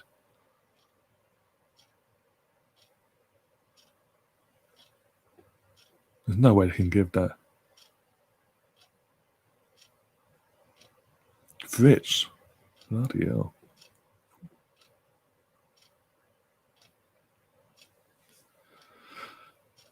Yeah. But I'm saying, turn to that 11, going back to this 11 quickly while they're checking. On my screen anyway, it's probably been disallowed. Oh, it's good finish, not doubt on that. Pincheiro cannot be in that 11. Reece James, hell to the no. Mason Mount, fucking no. Mendy, obviously not. As for quite a Rudiger, Zuma, really? No, I mean, can't.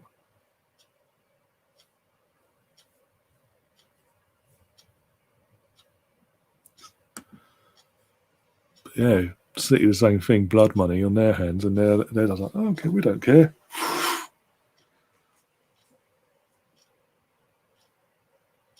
They spend money like sweets, hence the success again. I'm just like, I don't know. The pundits nowadays and media that root for like the Chelsea's and Man City, like why? They didn't earn it. They didn't literally do what anyone else, Blackburn, or even say Blackburn, the Arsenals of the years gone by, Man United of the years gone by, we had to, even Liverpool to an extent, we've had to graft our way to get to that success. And people will go, oh well, Liverpool, they did spend X amount on two players, and Ellison and Van Dijk. Yeah, two players. Most of that team he inherited, and then he brought in players, Premier League proven, that have just been either relegated or just mid-table mediocrity, and made them into the players we see now. Didn't buy an entire fucking 11 and bench and some to claim Premier League titles. Chelsea said, how's that been given? Chelsea have the away goal. That can't be given, though. Am I missing something? He was offside. They didn't even show it on the screen, by the way, what they were checking, so but he was offside. Something to been told not to do, Glenn, but hey. Mike, are you in charge of VAR? He's offside. He's literally standing offside.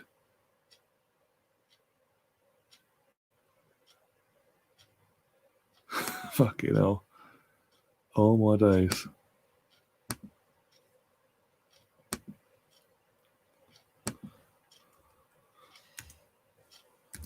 Don't believe this. Chelsea. It came off the defender. Behave, and it's the league. I don't count though.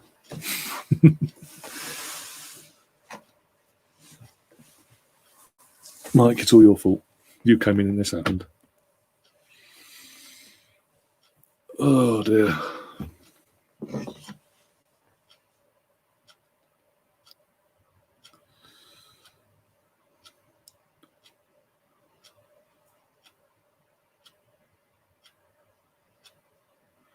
That's what VAR, the UEFA VAR signed out, showing us.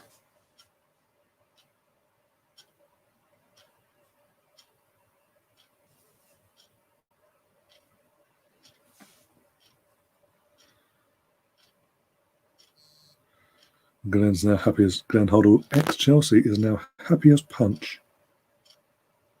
I'm not hiding it either. Go on, Atletico. Come on, need to wake up now.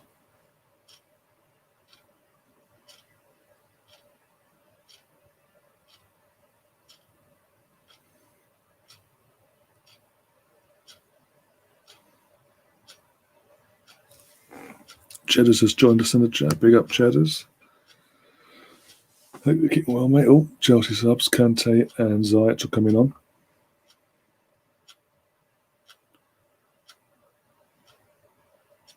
Kovacic, sorry.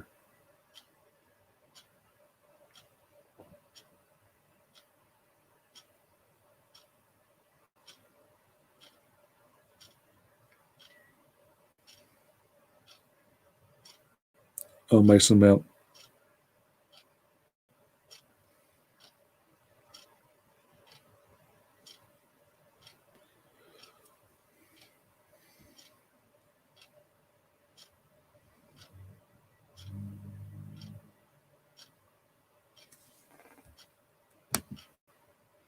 Boo VAR. I just turned on into the match and that looked offside. That's what I'm saying. He was offside. I don't know. The UEFA VAR apparently is saying it deflected off the defender on the way through. So that means he's not offside. But as the pass is made to him, he is offside. He is majorly offside. So it's not like he fell offside after during the ball as the ball's deflected or anything like that. He was majorly offside as the ball's been played anyway. So technically, it should continue. Even if you're taking a slight deflection, it's gone in that same direction anyway. To him. Oh, fuck off, Peter Wharton.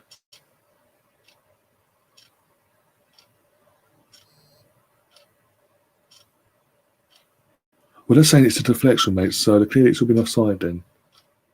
And then you're saying, oh, it must be deliberate. Fucking idiots. Can't stand Peter Wharton.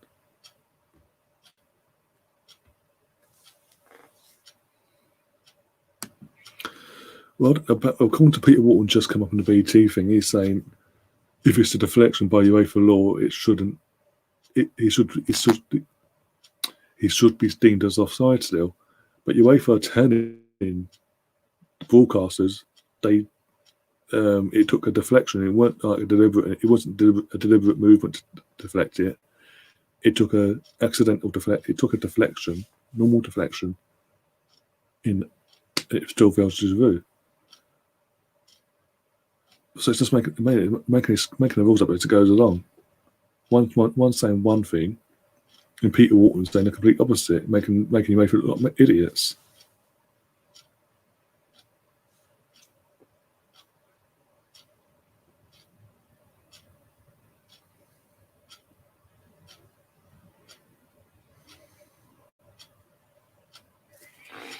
Big up, Gary, who's just joined us in the chat. Keeping well, mate. Again, hope you're ready for Thursday.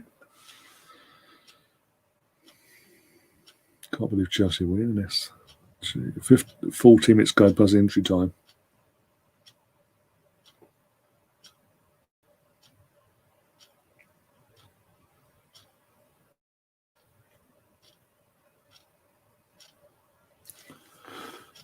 Mike, you should know who's playing tomorrow night. So all the football apparently. Nasser Mönchengladbach versus Man City, and Atlanta versus Real Madrid. And your favourite team's playing as well, Tottenham, in their second leg against Wolfsberger.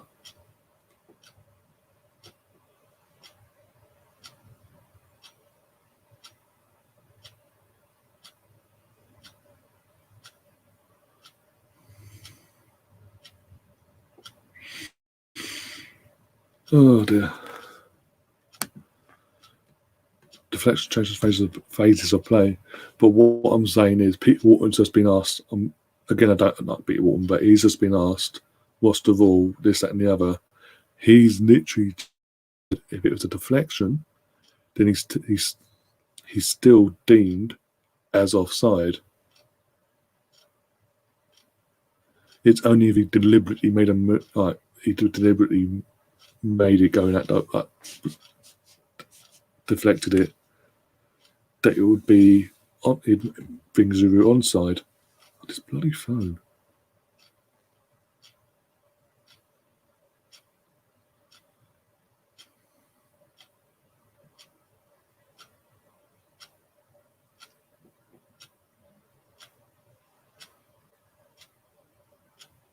Can't believe I still can't believe it's been given. Oh dear. I'll be around for at least a half on Thursday, although I think I might want to be around for the whole show. We may need some support to get through it, yeah? Where's a plate by ear? Literally, Gary's a plate by ear. Rudiger's about to raise his hand to Suarez there. Literally, Suarez stopped him from grabbing him around the head.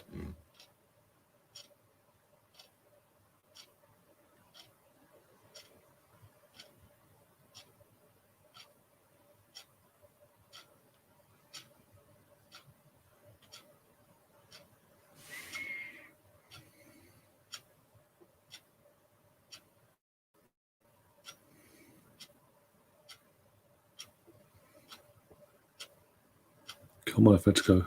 Do something with this corner. Got literally 11 minutes to go. Reece James, of all people, coming on for Hutton and Doy.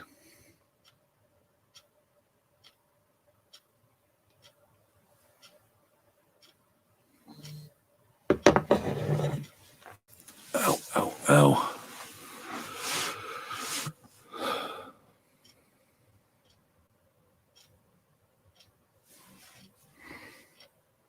Cannibal Suarez.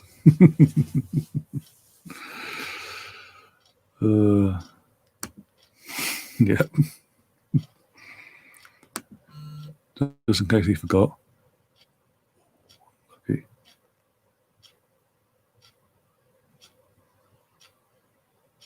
Go on. Ah, lucky. I do think it's out of line, as in it's a bit unfair that literally over the two legs, Atletico play a neutral venue for their home tie, but Chelsea get to play their home tie at their home stadium. You know, there's no fans there, but you know what I'm saying? It's just.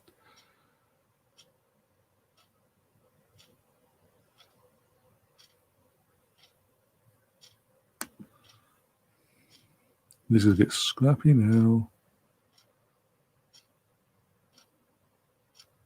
Oh, Lucas Torreira is about to come on. Can literally see his blonde highlighted hair sidelines.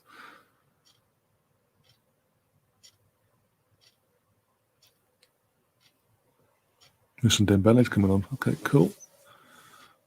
All three changes at once.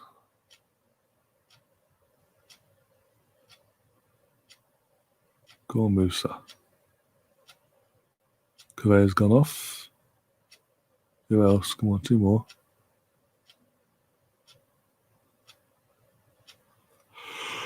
Oh dear. Sorry. Do need to adjust this slightly. Just something like that.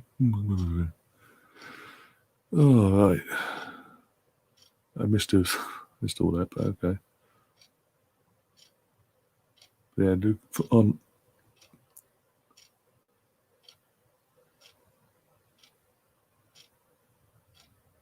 Exactly. Fucking just showed literally him. The other two came on, did who went off. So now literally there's an attacking force of Dembele, Suarez. Is João Felix still on there? Or was he one of the ones that went off? João Felix went off. It made more sense considering the chasing the goal to keep João Felix on and have an attacking three.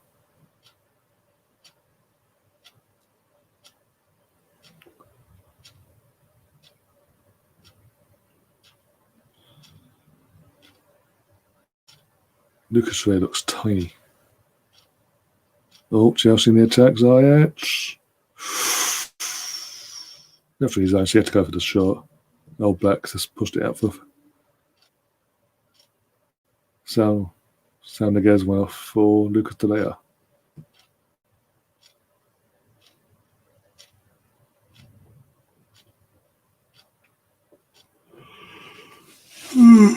God.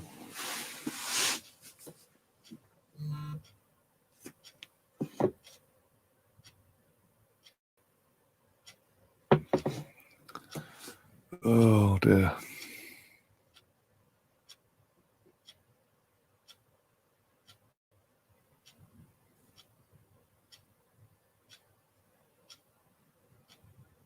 Oh, someone's going to be smacked in the face.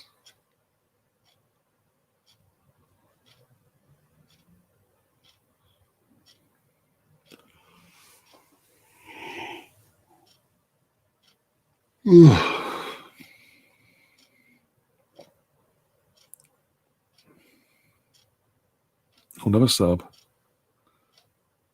And Messo's gone off for Vitello. Oh, they could do five. They could do five in Champions League, can't they? Sub, so yeah.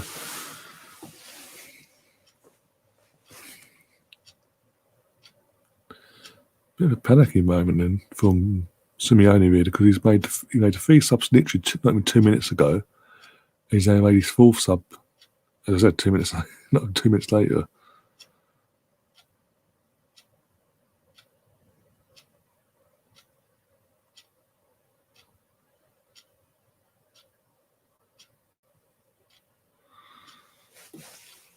Oh dear.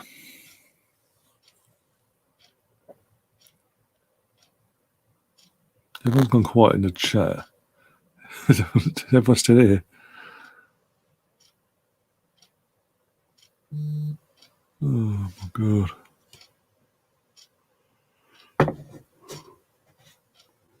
Ugh.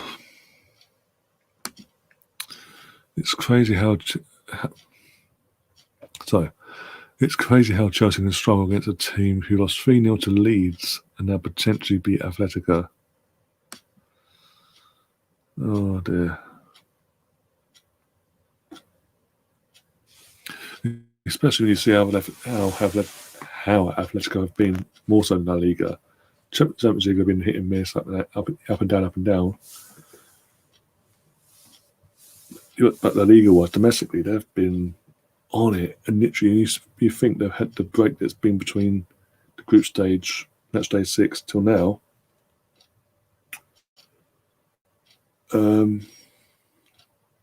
Yeah.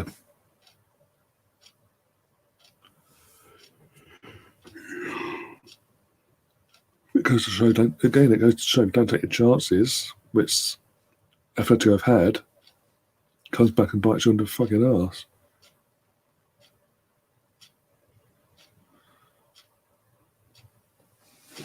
Oh, Kai Havertz is now coming on for Olivier Giroud and Pulisic. for who? Come on, show me. Don't care about Kai Havertz. He's a flop. Don't chance then.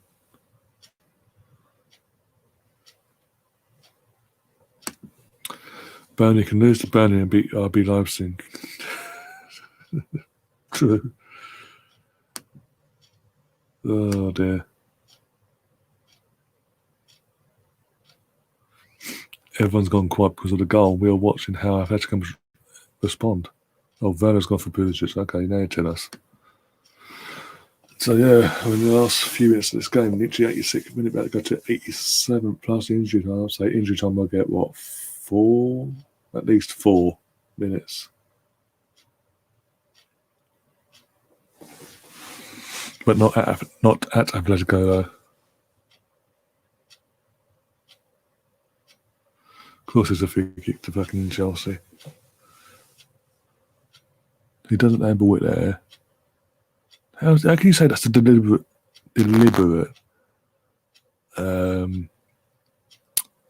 deflection? What's the defender to just stand there and not try and defend the ball in the first place? But Glenn Hoddle being Glenn Hoddle, not showing he's biased towards Chelsea here. Saying it's totally fine.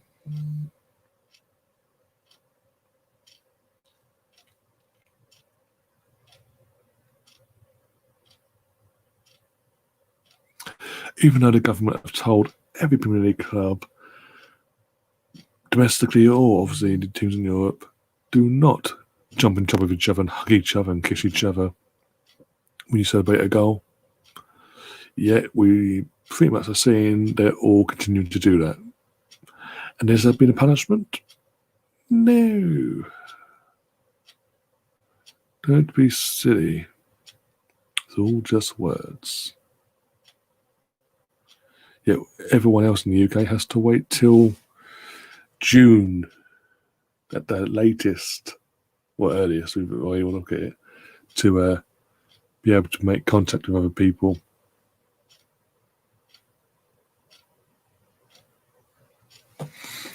Seems about right. Seems fair.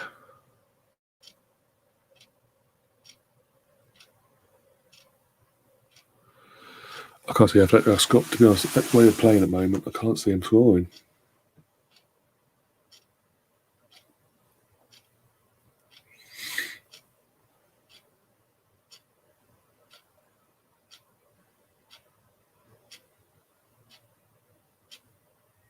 Never realised. I know it's small to that, but never realised it was this fucking small.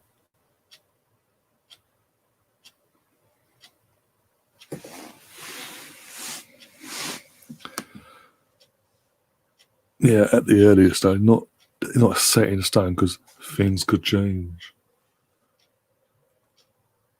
Because you know he's going to release 2. Whatever he does, he's going to be too soon, and literally you know what's going to happen. Boom! A new variant, because I allow people to travel in and around Europe, over the world. They're going to pick up a new variant without knowing it, bring it to the UK, and then we're back to square one like we were at Christmas. Yay! Because that's going to happen. Literally, everyone's got their hopes up getting ready, Beats body ready, booking holidays and this, that, and the other, be it in the UK or abroad. And then lockdown number 10. Yeah, effectively feels like it anyway. We've read what? Effectively 3. 4 of you include the tier system bollocks. Views in tier 3. So effectively, if that's the case, most of us will be fucking looking at lockdown 5 again. Yay!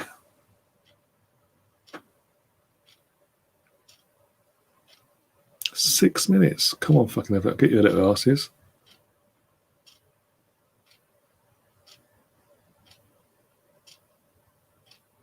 This is so scrappy. Like I said, I can't see Atletico scoring, but I hope they do. So it's a bit more interesting in the second half. Like the second leg, I mean.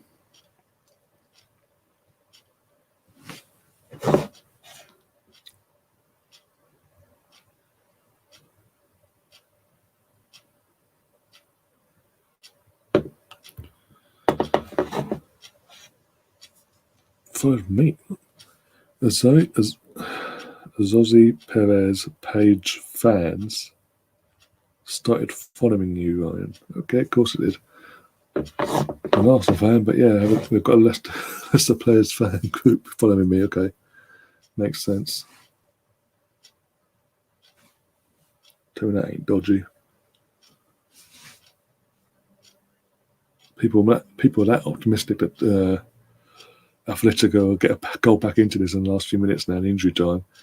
They've gone from 20 plus viewers to 10. Was 6, now got to 10.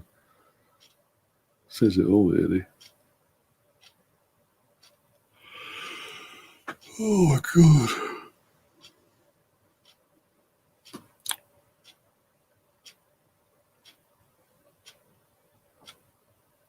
Hasn't really been a response to Atletico, really. Chelsea's just doing what you expect them to do now. Set up, put everyone behind the ball and defend.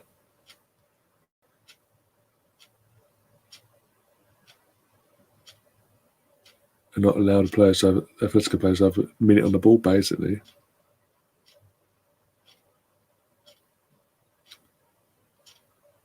Surely it was a fucking foul. Of course that gets given as a foul. Of course it does.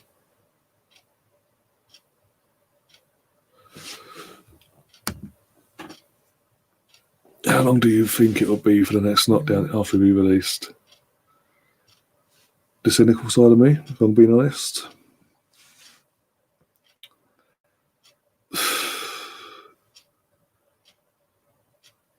I think we're literally going to hit around. What is it looking to release? What? Probably 8. I think that won't be in April. Was it April? I think around just before, literally a week or two before the last date, the last stage gets released, is due to be unlocked. We'll start seeing a sudden surge in the number going back over the hour. Number bollocks thing. Because by then, all the idiots are going abroad, as I said, having their little summer holiday, because it's so difficult to not wait until we've got complete control over this to go on a holiday, apparently. And then we're going to see, literally, they'll contract, without even knowing it, that country's variant of the virus, without knowing it, right back in the country. Jab or not, by the way, because depending on the variant might be literally make the what's the name the jabs we're having immune. Might be immune to it and just going, that's nothing. I'm better than this. Boom. So they arrive back in the country, not knowing they've brought this another variant back into the country, and we'll see what we had back in this time of year, back in December before Christmas, late November, early December. We'll have a new variant hit the country, and suddenly, because it's mutated and got out of control, and it's strong enough to basically get around this fucking vaccine that we're all having, we'll see the numbers fucking rise again. But the thing is, the Tories want this. The Tories have always gone from day one, herd immunity. One of them let it slip early on, then to change the wording around. But if you think about how they've acted and they've addressed the situation for the last 11 months, nearly 12 months, they're doing enough to get the numbers down, and then it comes down too quick. So we need to release now and hope it comes back again. The public are stupid enough to mix and mingle and bring back the virus up, spread the virus again, and take more people out.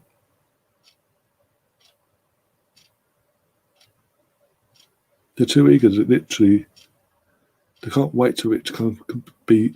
The Tories cannot wait for it to come under control completely, and the numbers can be completely boom before they unlock. Look, New Zealand, literally. New Zealand, Australia, they've got it spot. They wait. They don't ease lockdown at all. They wait until there's literally no cases whatsoever before they unlock anything. Yeah, apparently Boris Johnson and Tory is no better. Well, it's coming down to bits where it's not releasing back to the public. Back off. Atletico bottled it tonight, lost 1-0. To be fair, the goal shouldn't be given, but it is what it is. Pressure's now on. Atletico now have to go to Stamford Bridge in 2 weeks' time and take the game to Chelsea. And obviously, even though it's about a 20-minute spell from to there, I'm now seeing why he hasn't really hit the heights since going on loan there. But yeah.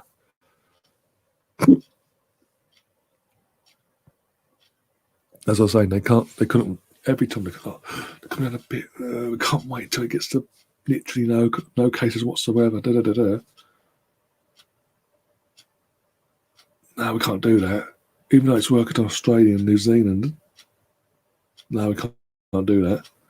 We need to release everything now and hope the virus comes back in a vengeance. It's herd immunity. They're doing herd immunity, like it or not. They may not want to say it, but they are. And then for fucking Hancock to go and fucking GMB this morning and basically, woe is me, begging for fucking thanks from him and his team for being handling this situation so well. Yeah, you tell it to the people that have lost friends and family members for the last 11 months because of your naivety. You tell the NHS that the staff there that had to wear bin bags as a way of means for protective clothing because you weren't supplying them with enough PPE at the start of all this, and the doctors and nurses because of that had lost their lives. You tell them people that.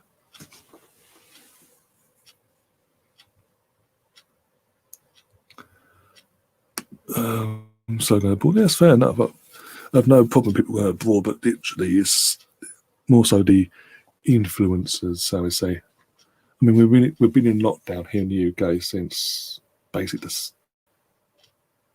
first week of New Year. And literally we've had Instagram fucking influencers, claim to be influencers anyway, going, well, I mentally couldn't cope, and as an influencer, I could go to Dubai and relax and be at the beach and go on a camel and things like that because the people that follow me need to see this for me to provide positivity. No, you stay at home and you fight. You do your bit. That's showing positivity because you're doing the right thing. All you're concerned about is yourself. End of. Full time in the Lazio, by the way, Bayern Munich win 4-1 against Lazio. So that's 4 away goals. So now Lazio would have to go to Bayern Munich and win 3-0. No, 3-0 would be 4 on aggregate, and away goals. They'd have to win by 4 clear goals. Oh my god. Yeah. That's my main gripe. That literally, we're all been doing our bit. But where's their punishment? And also, not just them, Rita Ora, Kate Burley, and fucking all her chums in a lockdown or in a tier 3 system when it was with Kate Burley and all that, knowing things are closed down for a reason, going out their way, having parties, and going to restaurants and giving them backhanders, open up their restaurant for her and them and their friends. And where's their concert? Oh, Rita Ora. Oh, because my mum I know I did wrong. My mum works in the NHS. It's the excuses that fucking annoy me, especially Rita Ora. And she used part of her excuse was, well, my mum works in the NHS. I feel so guilty. If you felt so bad, you wouldn't have done it in the first place for a start. And you were actually paid the actual full fee, not offered to pay a part of a fee, of a fee, basically punishment, fine, whatever you call it. Oh no, you wouldn't do that. Why should it take her to offer it? Why wasn't it straight away as soon as it came out that she broke the law that you're putting in place for us to show public? Why didn't you enforce it with her? and people like her will never broken lockdown rules. And they all wonder why. Then the public, actual Joe public, are thinking, well, the consequences for them. Bye. We'll do our own thing. We will go out. We will do this. Because this lockdown here in the UK since New Year, basically, hasn't felt like lockdown at all. Everyone's doing their own thing still. Everything is opening back up, but only until 6 p.m, and our numbers are far higher than the UK. You don't say any more. Big up Tommy in the chat as well.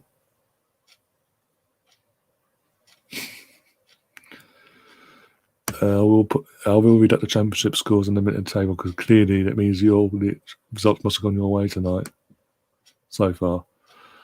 Gary's saying hi. Stop following me. You love him, Gary.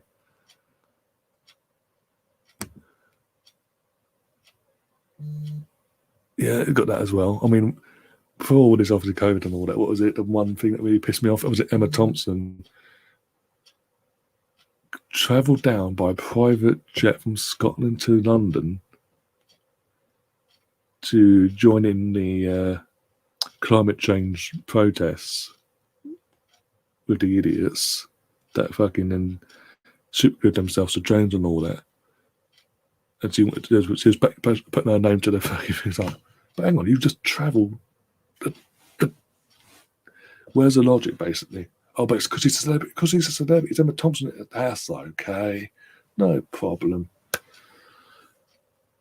You peasants do it, you're in trouble.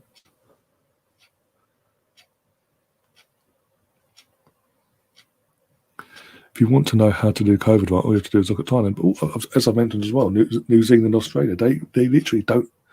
Whenever there's even a case, they look down everything. That's boom, and they don't open it. Gets out of control. They don't open anything until everything is literally no cases for a certain amount of time whatsoever. None of this. Oh, it's come down a bit, so I start bringing things back for you people. It is what it is. But as I said, it's herd immunity. That's what they're going for. People don't believe that.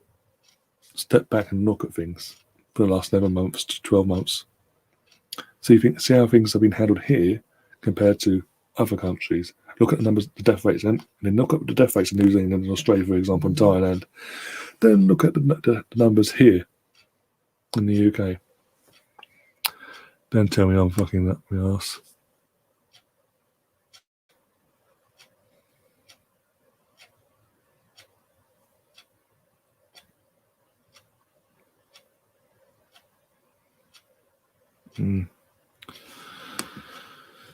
Exactly, there's that as well.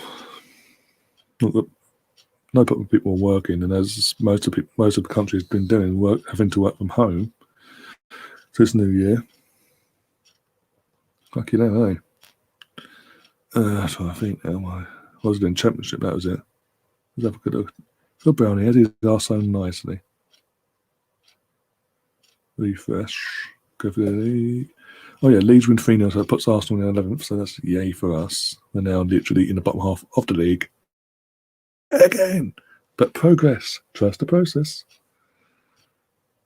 Oh, Birmingham City 1, Norwich 3, and he has a Norwich stayed top of the league. Derby 2, Huddersfield 0. Middlesbrough 1, Bristol City 3. Luton v Millwall finished 1-1. Rotherham Forest 1-1-0. And Wickham beat Reading 1-0. Which means in the championship, top of the table, 10 points clear now with a game, and obviously they played a game more than Brentford. 10 points clear at the top is Norwich. Then, as I said, you've got Brentford, literally second on goal difference, 57 points. Watford, 57 points. Swansea, 56. Reading, 51. Bournemouth, 49. Cardiff, 46. And Cardiff play Bournemouth tomorrow. I think tomorrow, isn't it? Well, we got. One sec. You're saying London is blue, but your avatar is Maldini of AC Milan. Help me out there. Help me out with that process.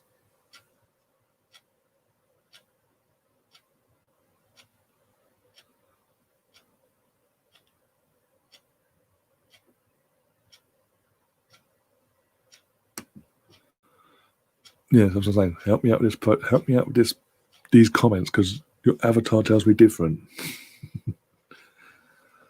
Oh dear. I'm a legend. Big up Taib. Middlesbrough and Reading lost, and we got Bournemouth tomorrow night. Yeah, so if you win, one second, look at the goal difference. That makes a difference, one second. If you win by 3 clear goals, you go into playoffs. Because they've got 15, you've got 13 in goal difference. So yeah, 2 would equal it, but they'll alphabetically then be still there. So 3 clears, you'd have to win 3-0 or 4-1, 5-1. So 3-0 is your best bet basically of getting into the playoffs. But yeah. Oh dear. Can't believe that. Still cannot believe. We've got Middlesbrough on Saturday. I think Middlesbrough, that'd be the easier game by the looks of it. Going by how they performed tonight. They're 3-0 down after like 20 minutes, something like that. How's that for Pearson anyway? Because obviously Pearson's took it over at Bristol, hasn't he? 42. They could be hot on your the Bristol City are hot on your tails as well. So Nigel Pearson knows how to get out of that league. So he could even be thrown in as a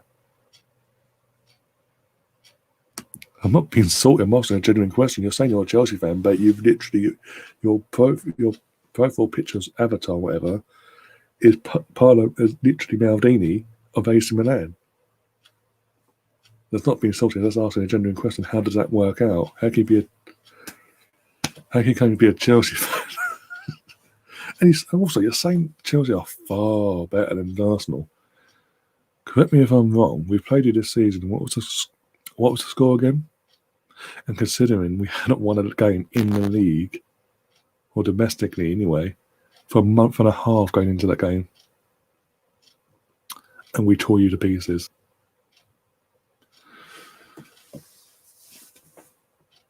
But hey, it is what it is. And now you've won the first leg, and you know what? You've got the away goal. Yeah, it's in your hand, in your favour, so to speak. But so what's a defender meant to do then? Literally, what's to stand and hope that the fucking guy doesn't get the ball and shoot?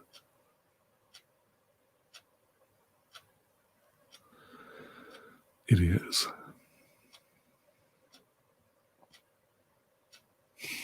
Burnout.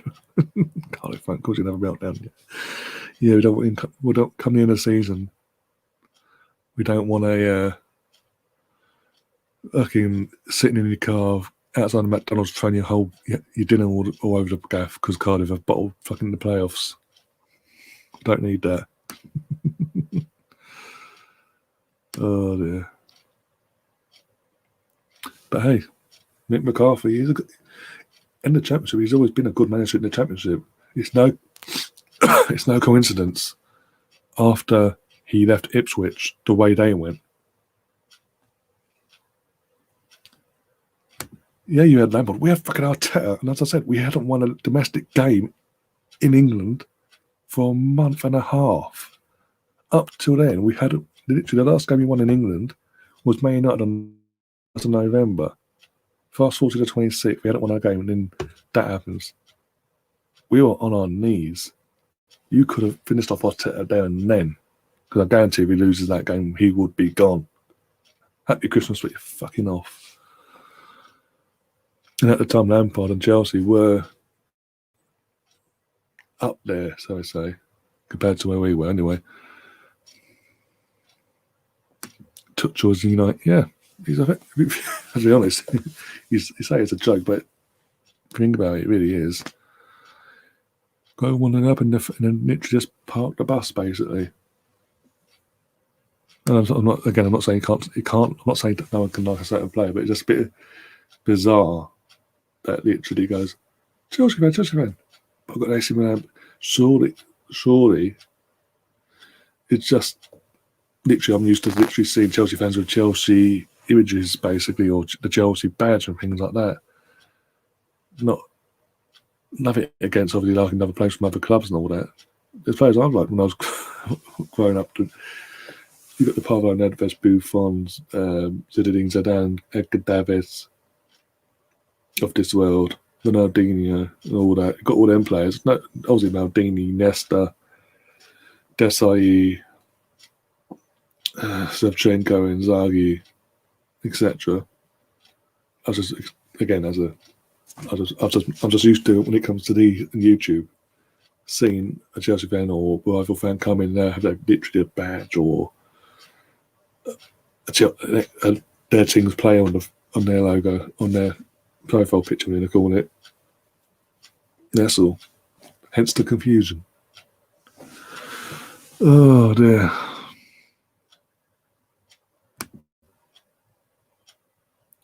Atletico's away record this season has been really good. I've got a good, to be fair, yeah, it's better, especially in terms of Champions League. Looking back in that group stage, that does actually make a lot of sense because it was the away games mostly that got them through, if I'm correct. Because obviously the other teams I think there's a right now. What was it? Who did they play? They got battered. I think now. What was it? They battered. I'm trying to think. That. Juventus and Barcelona are in the same group. So Atletico, they were in a tough group as well.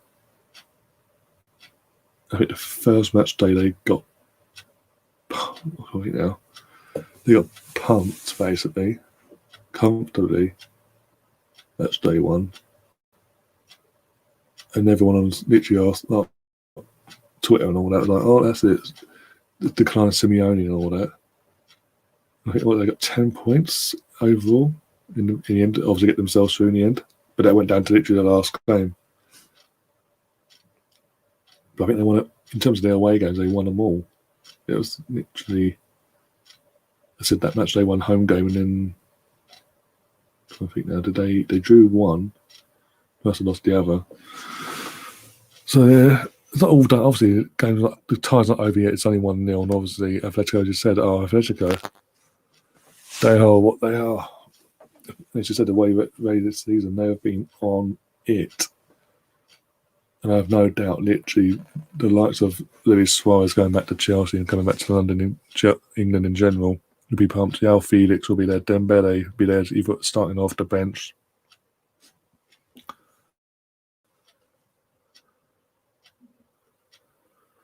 Ryan Pochettino winning trophies would have looked good on his CV with Spurs, but do you reckon he'll win silver? Well, walk it PSG wise.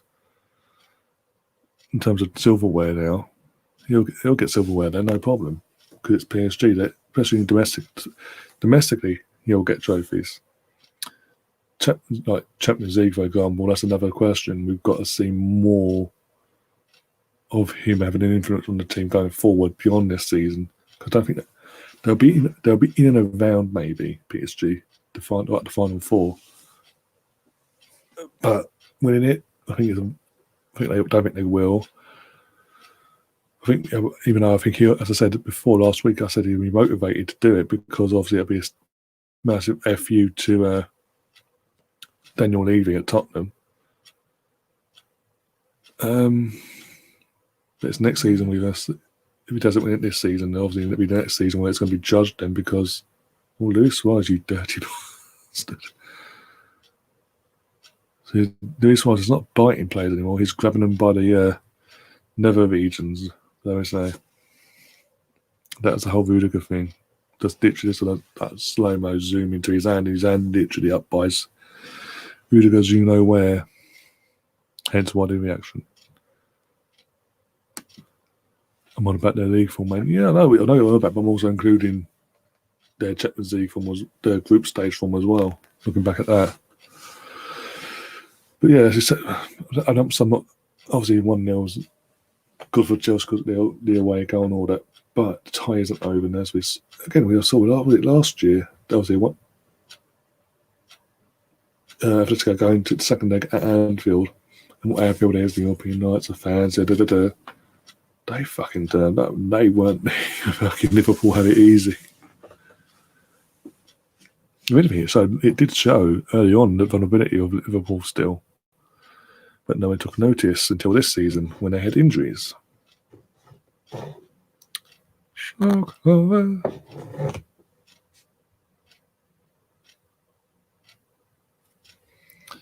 yeah. I'm going to wrap things up now anyway. Oh dear. Get myself ready for tomorrow. Yeah, back. So yeah, good game actually. Just shocked at the result really, especially when the goal again. As far as I'm concerned, it was offside. It was miles offside before when the ball was actually played, before the deflection even happened. And yeah.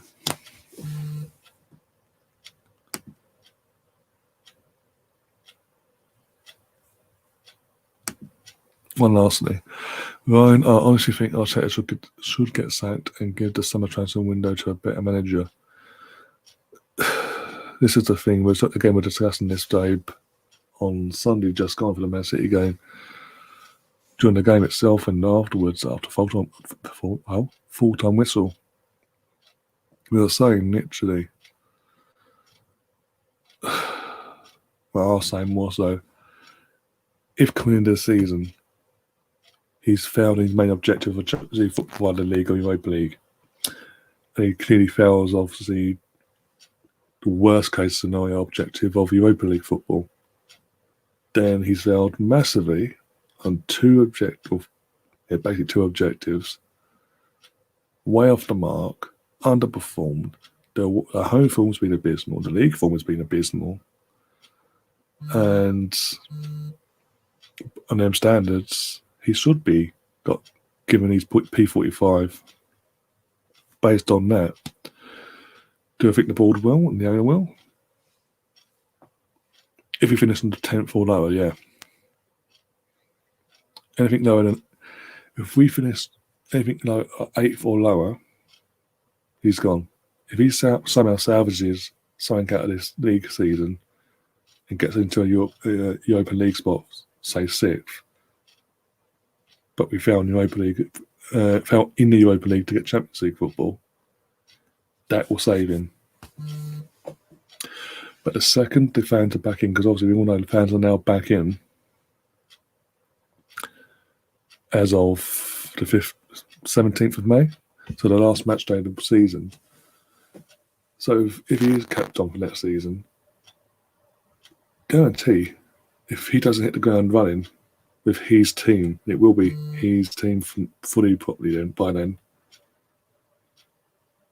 he'll be gone. The fans will literally make their voices heard, and they'll do what they did under Wenger near the end, and they'll do what they did with Emery, not turn up to games and literally make things difficult for the board and the club itself, for them to think, oh, this ain't a good look for us, and they will do what they did with Wenger and Emery and go, sorry, Mikel, bye-bye. And that part of that comes down to Edu having to grow up well, because that's part of his job is the hiring and firing of managers. They ain't performing. Oh, we've got another Chelsea fan in the chat. Of course we have. Oh, there's only one leg, and you're saying you're blue, but we beat you after a month and a half of no league wins. Remember that. From November 1st to Boxing Day, we didn't win a fucking game in England. Europa League, of course, but in terms of domestic, in like League Cup and the league itself, we didn't win a fucking game. Came Boxing Day to you guys. You guys came to us on Boxing Day, and we beat your ass. Don't go, oh, we had Lampard. We got fucking Mikel Arteta. We didn't have a fucking league win to our name in a month and a half. So let's not even go to that one.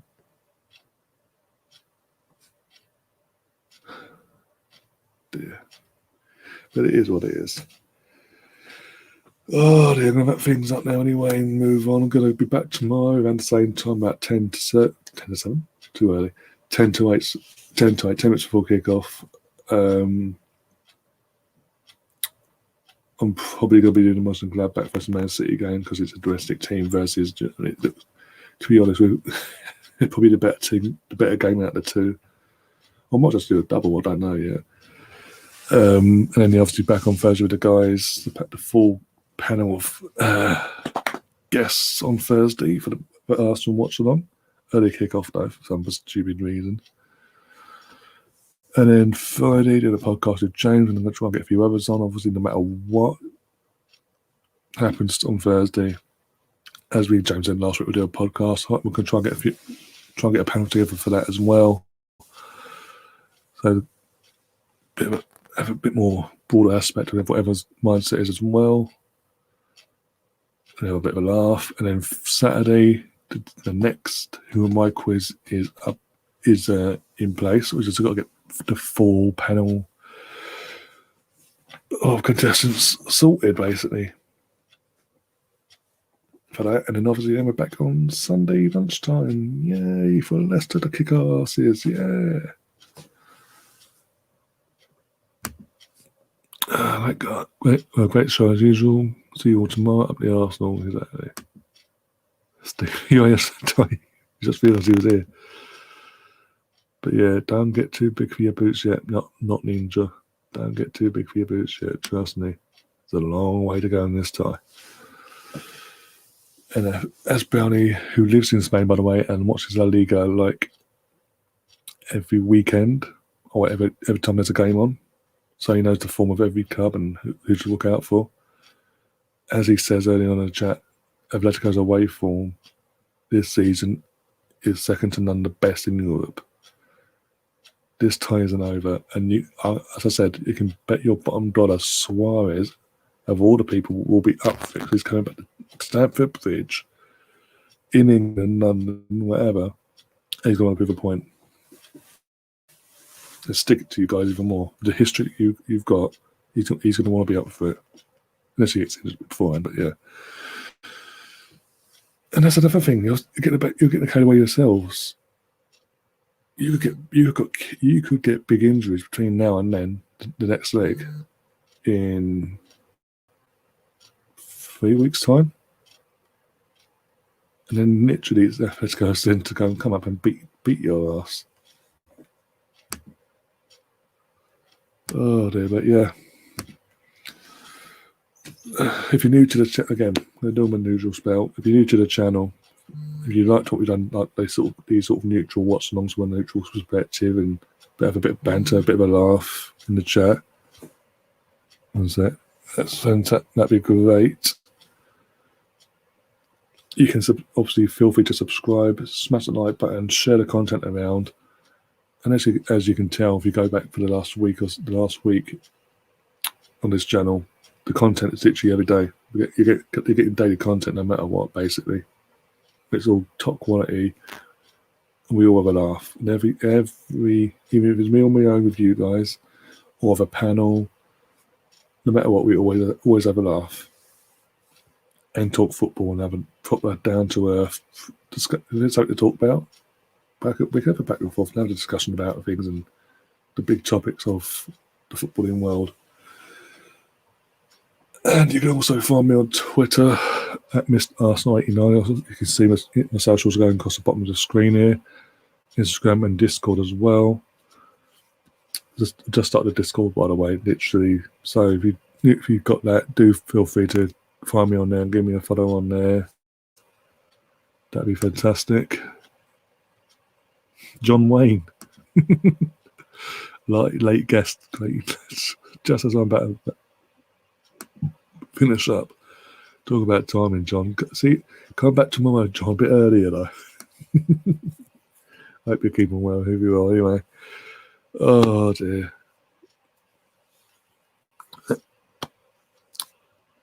But yeah, sorry, that's just threw me off fucking what I was saying. But yeah, if you're new to the channel, as I said, if you like what we've done, fantastic. Do smash that that subscribe button. Do share the content around all your friends, all your family, or football oriented. You don't have to be Arsenal fans, particularly, as I said, because of that. We do what we do with these neutral watch-alongs, and I'm gonna. If I have the time, I do want to bring back and reintegrate the neutral Premier League watch-along. So I'll pick a random game on a Saturday and a Sunday as well that doesn't clash with Arsenal, obviously, and do them sort of watch-alongs and do them as well. and give a neutral perspective of certain Premier League games, etc. Like, and just again have a laugh. Oh dear. But until then, anyway, enjoy the rest of the evening. I'll see you tomorrow. Literally, as I said, 10 to 8 UK time for either a double header, or literally it'll be more likely the Muslim Gladbach versus Man City tie, because that does, out of the two ties, that looks more advertising one to watch. And until then, as always, even though it wasn't Arsenal playing tonight, up the Arsenal. Come on, you guys.